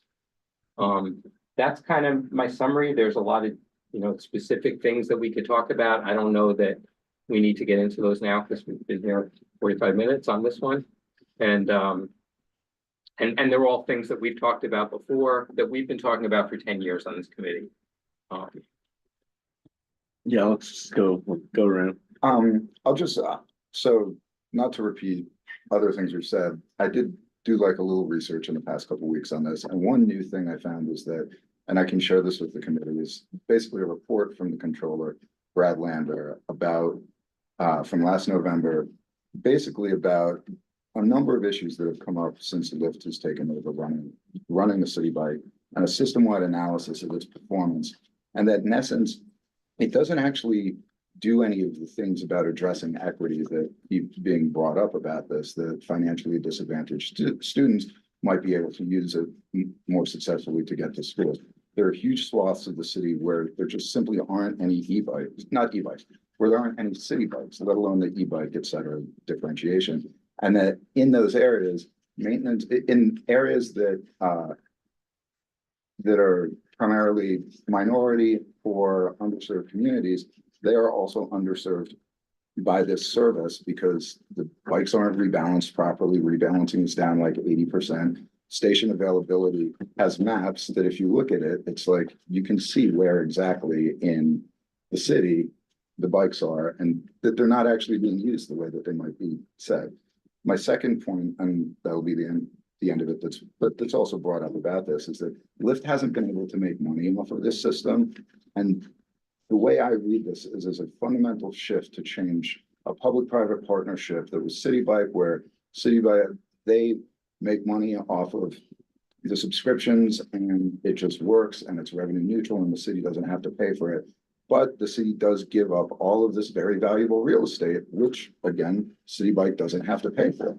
If we're going to be subsidizing all of these memberships, et cetera, for $5 a month. However, that could be over $100 million, $120 million of revenue a year, which would massively change the value of this private entity. And then also begs the question, like, are we going to start charging rent for all of the City Bike locations? What other things do we need to do? If we want to focus on the partnership itself, I think they need to answer a lot more questions about what exactly this is, because unlike something for NICA residents, et cetera, the carve outs and exemptions that already exist, this seems to me an approach to rapidly and massively changing the whole funding structure of this in anticipation of the city re-executing a franchise agreement in the coming year or two. So that's just new information to share with you. Yeah, I think I would just do as what David said, which is to keep our comments narrowly focused to the program. Like, I just don't, first of all, I think helmet requirements are not passed because they're a horrible idea. Like, the licensing is not passed, it's a horrible idea. And the fact that they're not passed is not because of a mythical bike lobby, it's just they're bad ideas. I do think any comments we propose should be limited to this specific $5 program. If we want to talk about City Bikes funding structure or something else, I guess that's irrelevant enough, but I think anything that has to do with enforcement of anything outside of this program, so if we wanted to require a selfie to make sure they're wearing a helmet, I think that's relevant. If we wanted to say, you know, the NYPD should do bike stings on every corner, I don't think that's relevant. And I think that generally we have a lot of good feedback and we should give it to them. Yeah, actually, sorry, I wanted to talk to the students who unfortunately are not here tonight and say, look at how easy it is to stick your finger into a bunch of open wounds.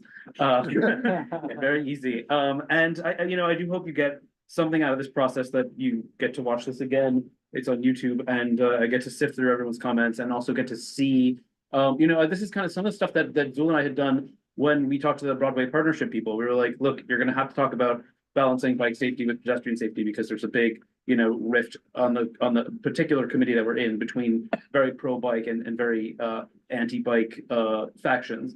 And I mean, you can see from the community, from the comments that we got from the community, which are all, of course, welcome. I mean, I don't welcome the kind of histrionics that we get and the kind of always, nevers, 90% in the history of mankind kind of rhetoric that we get around something that I think most of us can just go outside and be like, there's not a bike accident on every block every day. It's like there's a lot of histrionics around this. And so that's why I think like it's good for you to see it as students, like where everybody stands and what we could actually do as a community board, which is, very often not always that much, but it, it can be a lot. And it's good for you to continue to have dialogue with us, because that's good for your developing this thing. As far as we're concerned, as far as having some sort of resolution, I don't think that's remotely proper at this time in any way, because we haven't been able to have a really full debate about this. The debates seem to be on many issues that don't even really relate to giving something to these students like as like a package. I don't know what we really give them other than please come back later and here's an extension of your homework and tell us about the funding and stuff like that. But just please do that. I mean, I'd love to hear back from you guys in a few months. I would hate it if we then made some sort of resolution that said we don't support what you're doing, because I don't even think we fully understand the full implications of what it would even be. And I think that the impetus or the desire from the students to want to increase ridership and all that is absolutely laudable. You probably will learn, if you haven't heard it already, you need to respect your elders more. And then the last thing I would say is for us as a committee, we should come together with, I don't know if we should need a team or something here that deals with like these bike issues just like as a thing, and like come to some sort of at least set of consensus on like sets of guidelines, so that we don't keep arguing about the same exact things over and over again. Like this, the way we've done with SLAP, where, like fine, I want all the bars to be open 24 hours a day. It doesn't bother me. But, people want the bars to close at 1 a.m. in their neighborhood. And, we still have certain sets of people who want to have a lot of, bicycle safety issues. But we need to find, as a transportation committee, a place where we can say, okay, here's our stance on enforcement. We agree that like it should be more enforced, and here's the route that is probably best for us to go. And then there's a certain point at which we can say, like, we can't, that's all we can do on a lot of these particular types of issues, like not namely like this kind of enforcement issue. Like much of it is out of our hands. We can issue a statement that says it would be great if this was enforced here, there, or another place. And it would be better if we could spend more time agreeing about, when we could say we should do something like that, than just going through the same arguments that we've heard. And I've only been on this committee for like 2 months, so. Yeah. Yeah, thank you very much for those remarks, Christopher, and Michael, for the research that you did into Brad Landler's report, and how well you summarized this in your opening statement here. And I think the materials you provided to this committee earlier today were very, very useful, and we want to look at it closely, particularly the draft resolution that, that Joel has come up with. I mean, I take very much into account what Emily is pointing out, this being a student resolution.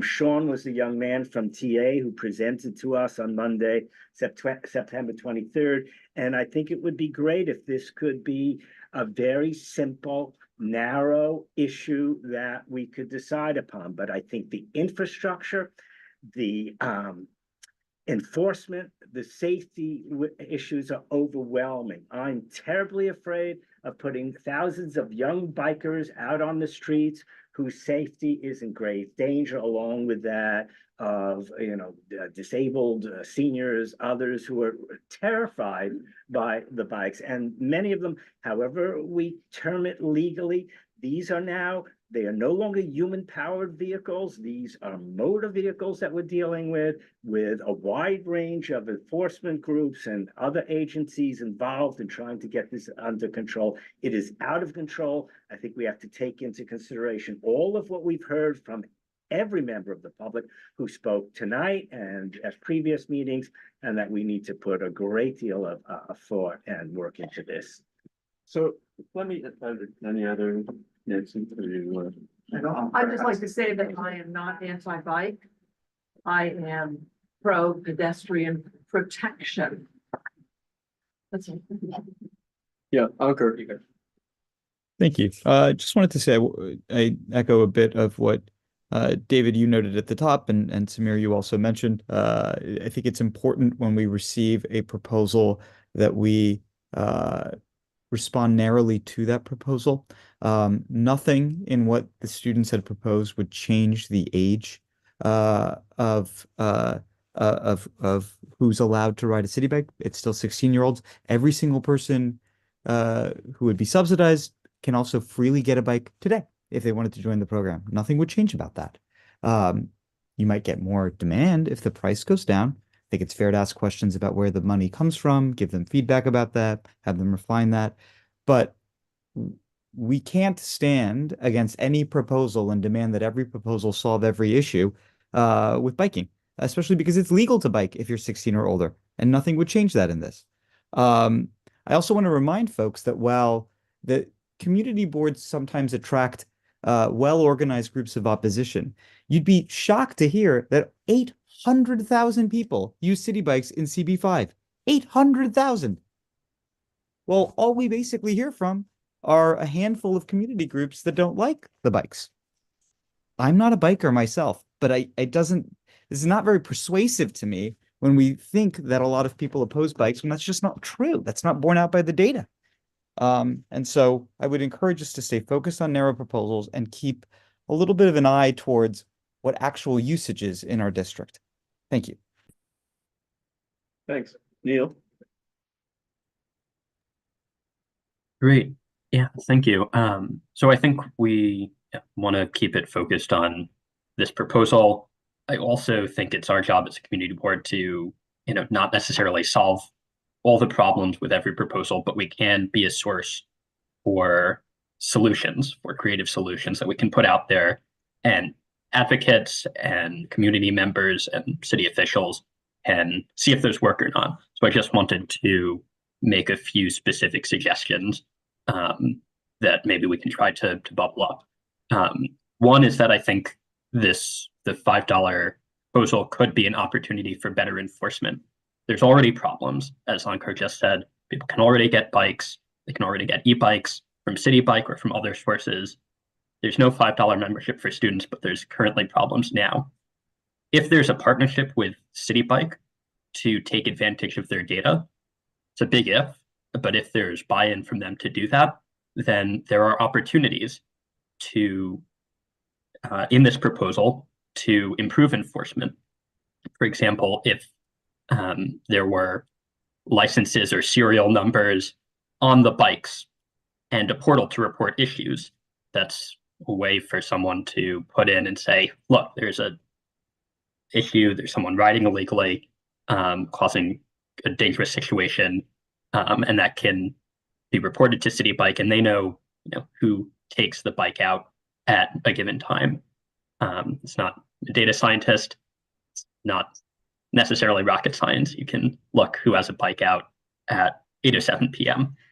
A second possible idea is that the Garment District Alliance, in a meeting with them a few months ago, contracted to install security cameras at strategic locations in their area, focused on different issues, focused on street safety.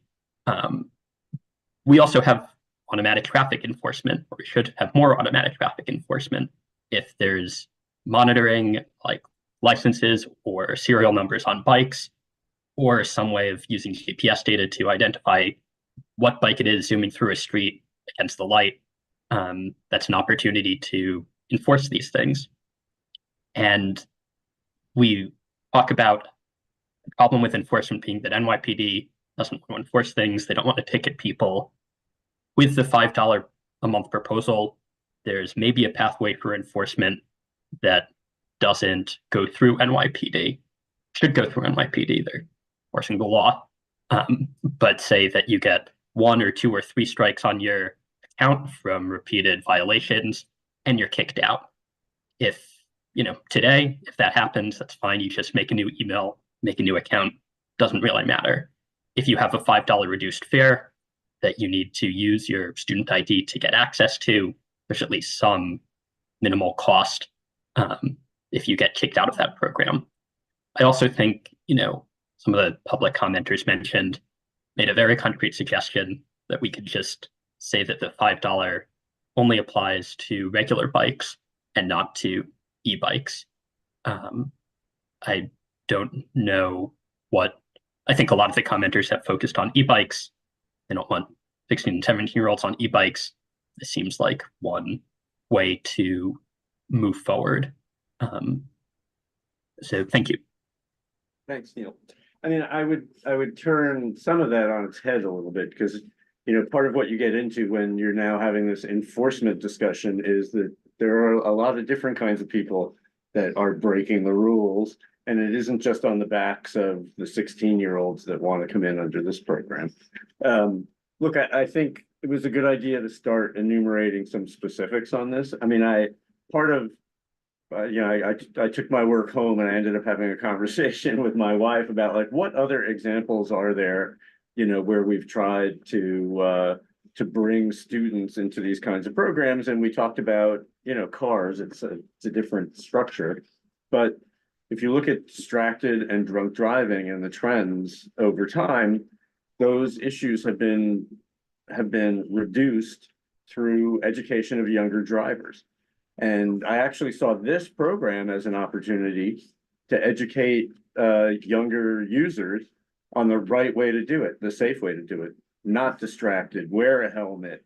It's part of the program. And you know what? The first group in who's used to behaving another way might not be used to that. But 10 years from now, we may have gone a long way towards solving these problems just by educating each group every year as they come into the program. And to me, that seems like a cheap $5 a month to be able to actually have a cohort each year that grows, that is being educated on the right way to do it. So, breaking it into pieces, a lot of these issues came up in the draft and in issues that we've had in the past. But, Neil's mention of, $5 a month doesn't buy you an electric bike. If you want to pay extra money and do that, that's a separate issue. There ought to be a helmet as part of this program. Yeah, we're never going to get it to be legally required, but if you want to get the pass into this program, then we're going to have to provide you a helmet as well. There has to be some education component. There's no reason why they can't get a comic book and an online test, just like we do for driver's licenses. So I don't know that we're ever going to be able to license them, but we can certainly make them go through the gauntlet of reviewing what the rules are and getting tested on the rules if they want to take advantage of a benefit that the rest of us are providing them. So I suspect that if we break these pieces down, we start to see some solutions on individual issues. you do have to kind of accept the position that I'm never going to be able to resolve all of biking's issues on the backs of this particular group, but I can use this group to start educating the rest of the population that bikes on what the right way is to do it. So I was kind of hoping that that might be the way forward. We're not going to resolve that today. You know, our mobility team is going to be responsible for digesting these comments. So I would say stay in touch with Joel and provide him any, you know, additional detailed input, feedback on his draft, any of the ideas that we talked about today. And, you know, let's see if we can find a way forward on this specific proposal and use it to our advantage instead of pushing it away as a threat to the entire system. Could we encourage them to get back to us on some of? Yeah, I mean, I sort of like to come up with a unified, like, this seems to get past our issues. You know, what do you guys think of that? I think that would be helpful to the process. We can certainly do that, you know, within the month and move this along. I don't know if anybody else has a. We've asked for some of this stuff. I think when Lauren and I spoke the second time, she said it was too early to get this information, but maybe now they're further along. In terms of talking to Lyft, I think they haven't spoken with them yet. Things that Neil mentioned, which I think would be great, like automatic traffic enforcement and GPS data, and being able to recognize. So that's one of the laws that was actually cut off. We had 33 city council members in support of it, but you need 34 to bring something to a vote. Right. And TA lobbied to bring it. We finally got a 34th, and TA lobbied, and now it's down to 30. So Adrian Adams won't bring it to a vote. So we don't have registration or recognition of e-bikes. Nobody knows who they are. You can't enforce anything if you don't know who they are. So that's the kind of thing we need. Maybe From the them to same come group up. that is putting this forward. Correct, yeah. We need, I think we would be irresponsible. Yeah, I understand you want to talk about specifically with this proposal. Well, right now, to me, this proposal, based on all the comments that we received from our constituency, would be irresponsible to vote in favor of, because there is no enforcement. And in the reality of Manhattan today, there's no enforcement. So should we put another 5,000, 10,000 kids on bikes? I think the answer is no. If they come back to us with some proposals on Lyft, on recognition of GPS data, on maybe not having e-bikes included in this, and maybe some proposals on enforcement, which we've been completely unsuccessful about, then there's a path forward. But I think all of those things kind of have to be addressed in some way. City University's enrollment is 240,000, by the way. So this isn't just 5 or 10,000. Yeah, I mean, No, they're using, But they said they don't know. we They said don't they know. don't Yeah, know. we don't just. Yeah. And it's infill, right? I mean, most of those people are getting on a bus or the subway to get Right, to right. school. So it's sort of like, well, what's in that right range where a bike makes sense? I And don't as you think said, we know that. it's not serving southeastern Mhm. Queens. They're really where underserved. immigrants who, Mhm. yeah, who are Well, in where the transit subway deserts who system. could use it. Exactly. There is no lift out there. Yeah, I didn't make that point clear. Yeah, That yeah. was- From Lauren, she had her hand. Yeah, I'd like to get through the committee and then, Neil, you have your hand raised. Oh yeah, just responding to that point. I mean, I think I think this is one way to. We've talked about the problems with getting bills about bike licensing through. I think the opportunity is that this is a contained data system. These bikes have serial numbers. We know at least who's supposed to be riding them and where they're supposed to be at any second when they're out. So there's an opportunity here that doesn't exist for other bikes. And if we can shift people onto this system, maybe because it's cheaper, it's only $5 a month, instead of people riding around in unlicensed, non-registered e-bikes, then that's a win.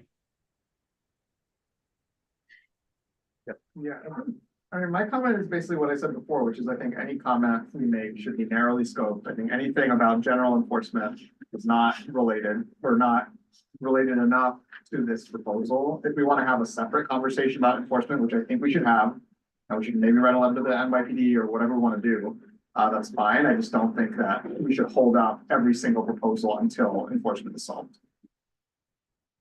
Are we holding up any other We have proposals? never held up a We proposal. did not Every- support a bike We lane did. like 3 or 4 months The ago. the last one. Yeah, that was correct. the piece. I Because said, yeah. enforcement was not solved. Yeah, No, which is because DOT didn't get back to us. It wasn't because enforcement wasn't solved, because DOT told us it was because in 17 different resolutions, we asked DOT for information and they never responded to any of those requests. And so we said, now you're asking for another bike lane. You haven't answered the last 17.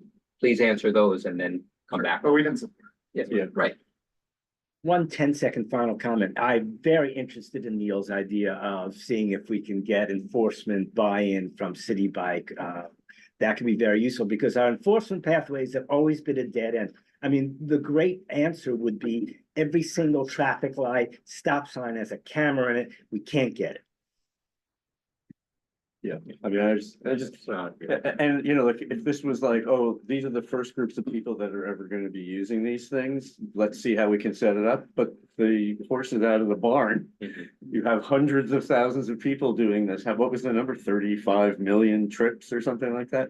So at this point, to try and say, all right, if you wanna ride, if you wanna go to school on a bike, then you have to solve the problem for the other 35 million trips. Like, I don't think that's gonna be a reasonable approach, but.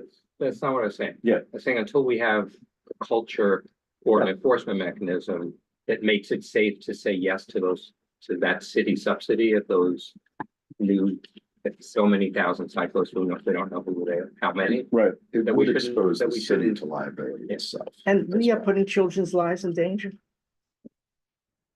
They can't assume the risk, they're too young. Yeah.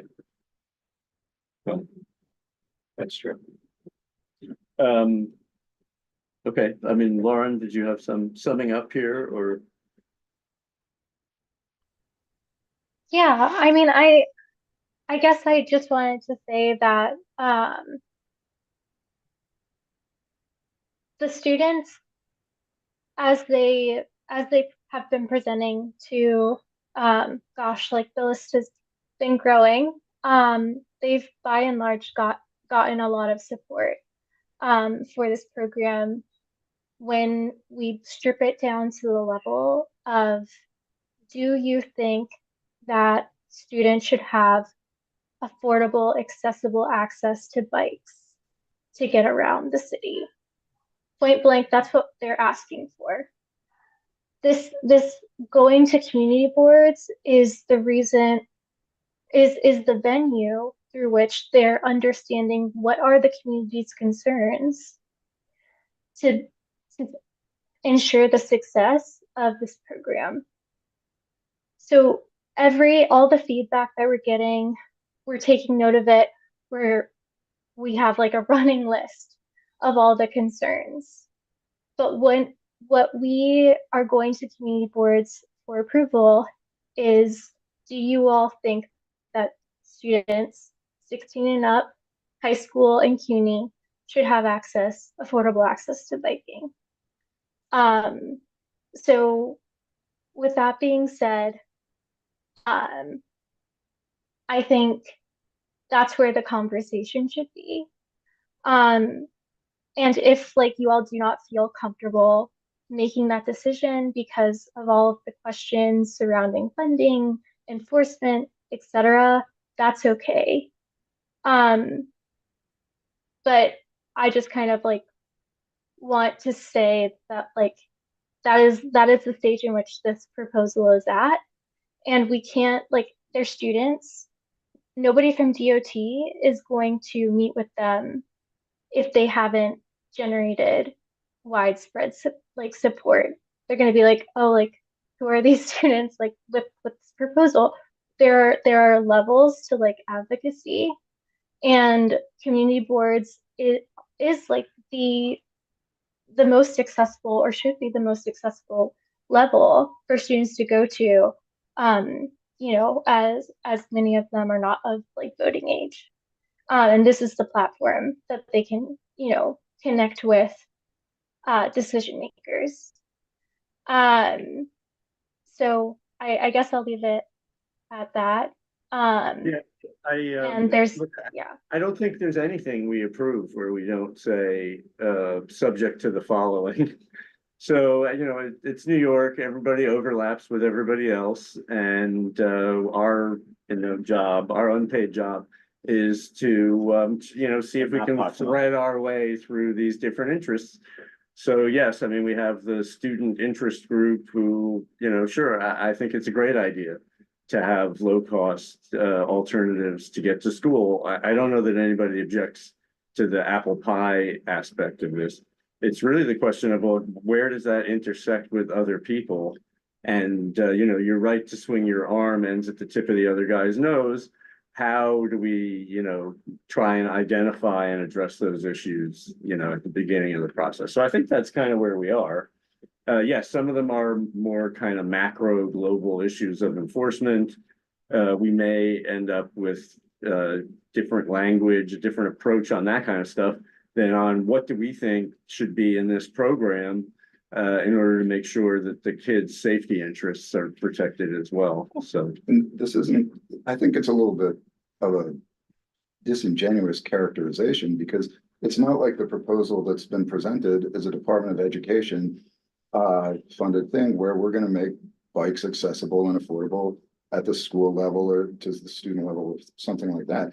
This is about going to an existing public-private partnership and changing it. And so if you're going to strip that component out of it, I don't really know what we're talking about anymore.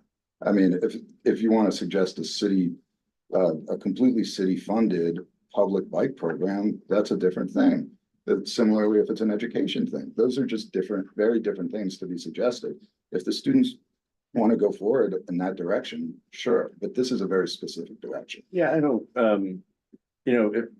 first of all, to the extent that it's new revenue, because these are people that aren't in the program in the first place, then maybe $5 a month is a good deal. We don't know.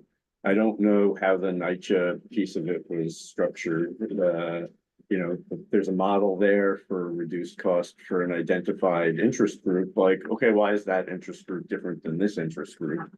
And why did we accommodate that one, but we don't want to accommodate this one? So, I mean, I think you'll have to kind of cut it across all of these. Yeah, so I mean, the answer is, I don't think it's some violation of a public-private partnership. If they look at it and say, guess what, I have 15,000 students that are going to be biking on city bikes for the next 50 years.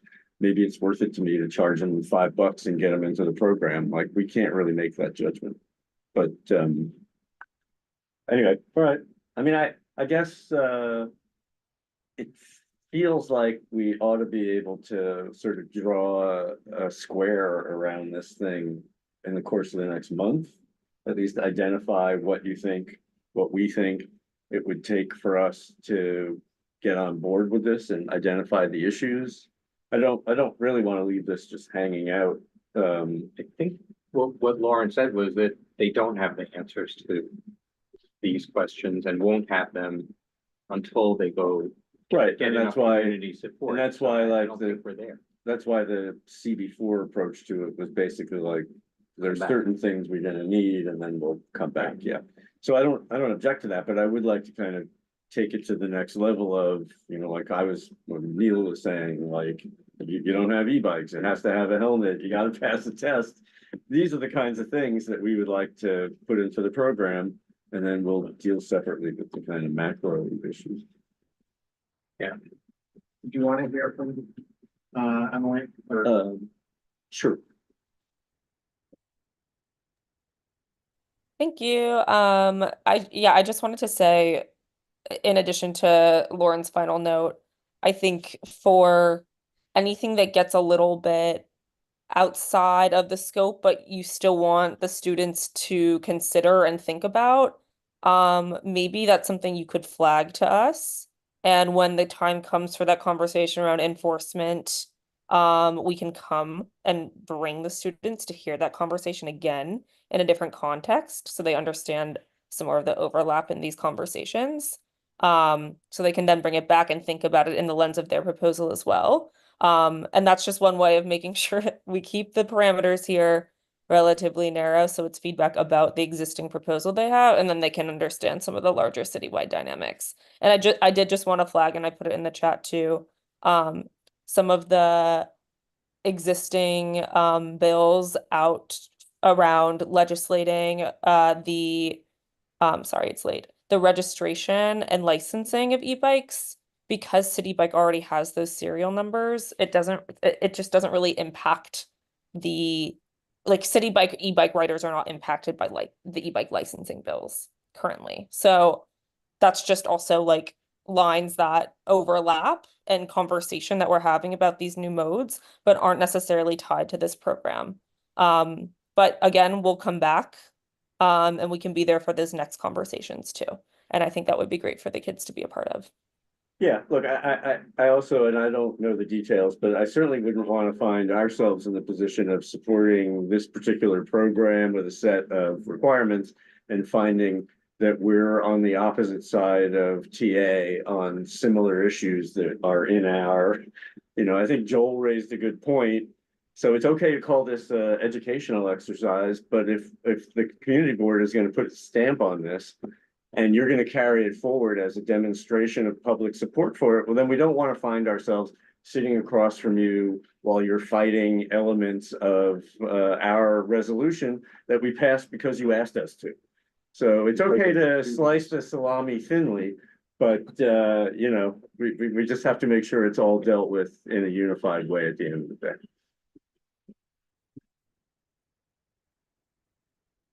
Okay, thank you very much. Thanks, everybody that participated. Thank you, Derek. I don't have anything else. Any new business? Motion to. Motion to adjourn. 8:28. Seconded. Is that okay? Charles has his, No, it only took two cancellations. Oh, Charles, okay, sure, Hi. go ahead. Just some new business. I was wondering if the Transportation Committee could look into having it's called a leading pedestrian interval at the northeast corner of East 26th Street and Fifth Avenue, as the traffic, unfortunately, driver behavior, unfortunately, they turn while pedestrians have the crosswalk, and if there's a leading pedestrian interval, pedestrians will have an 8-second head start, which would help the cars to yield on that block, which is right by Madison Square Park. I was just wondering if that's something that the committee could look into. Yeah, we can also. Could you just repeat the name of the device that he's watching? It's a leading No, it's, pedestrian interval. yeah, it's the lag The between. walk sign. Okay. Or the light turn. Thank you. That's the DOT and they change it. Yeah, so we There's a can, lot of we can refer it back to our contact at DOT Yeah. and, They always ask for us to do that. yeah, thank you. Yeah. All right, thanks, everybody. Thank you. Thank you.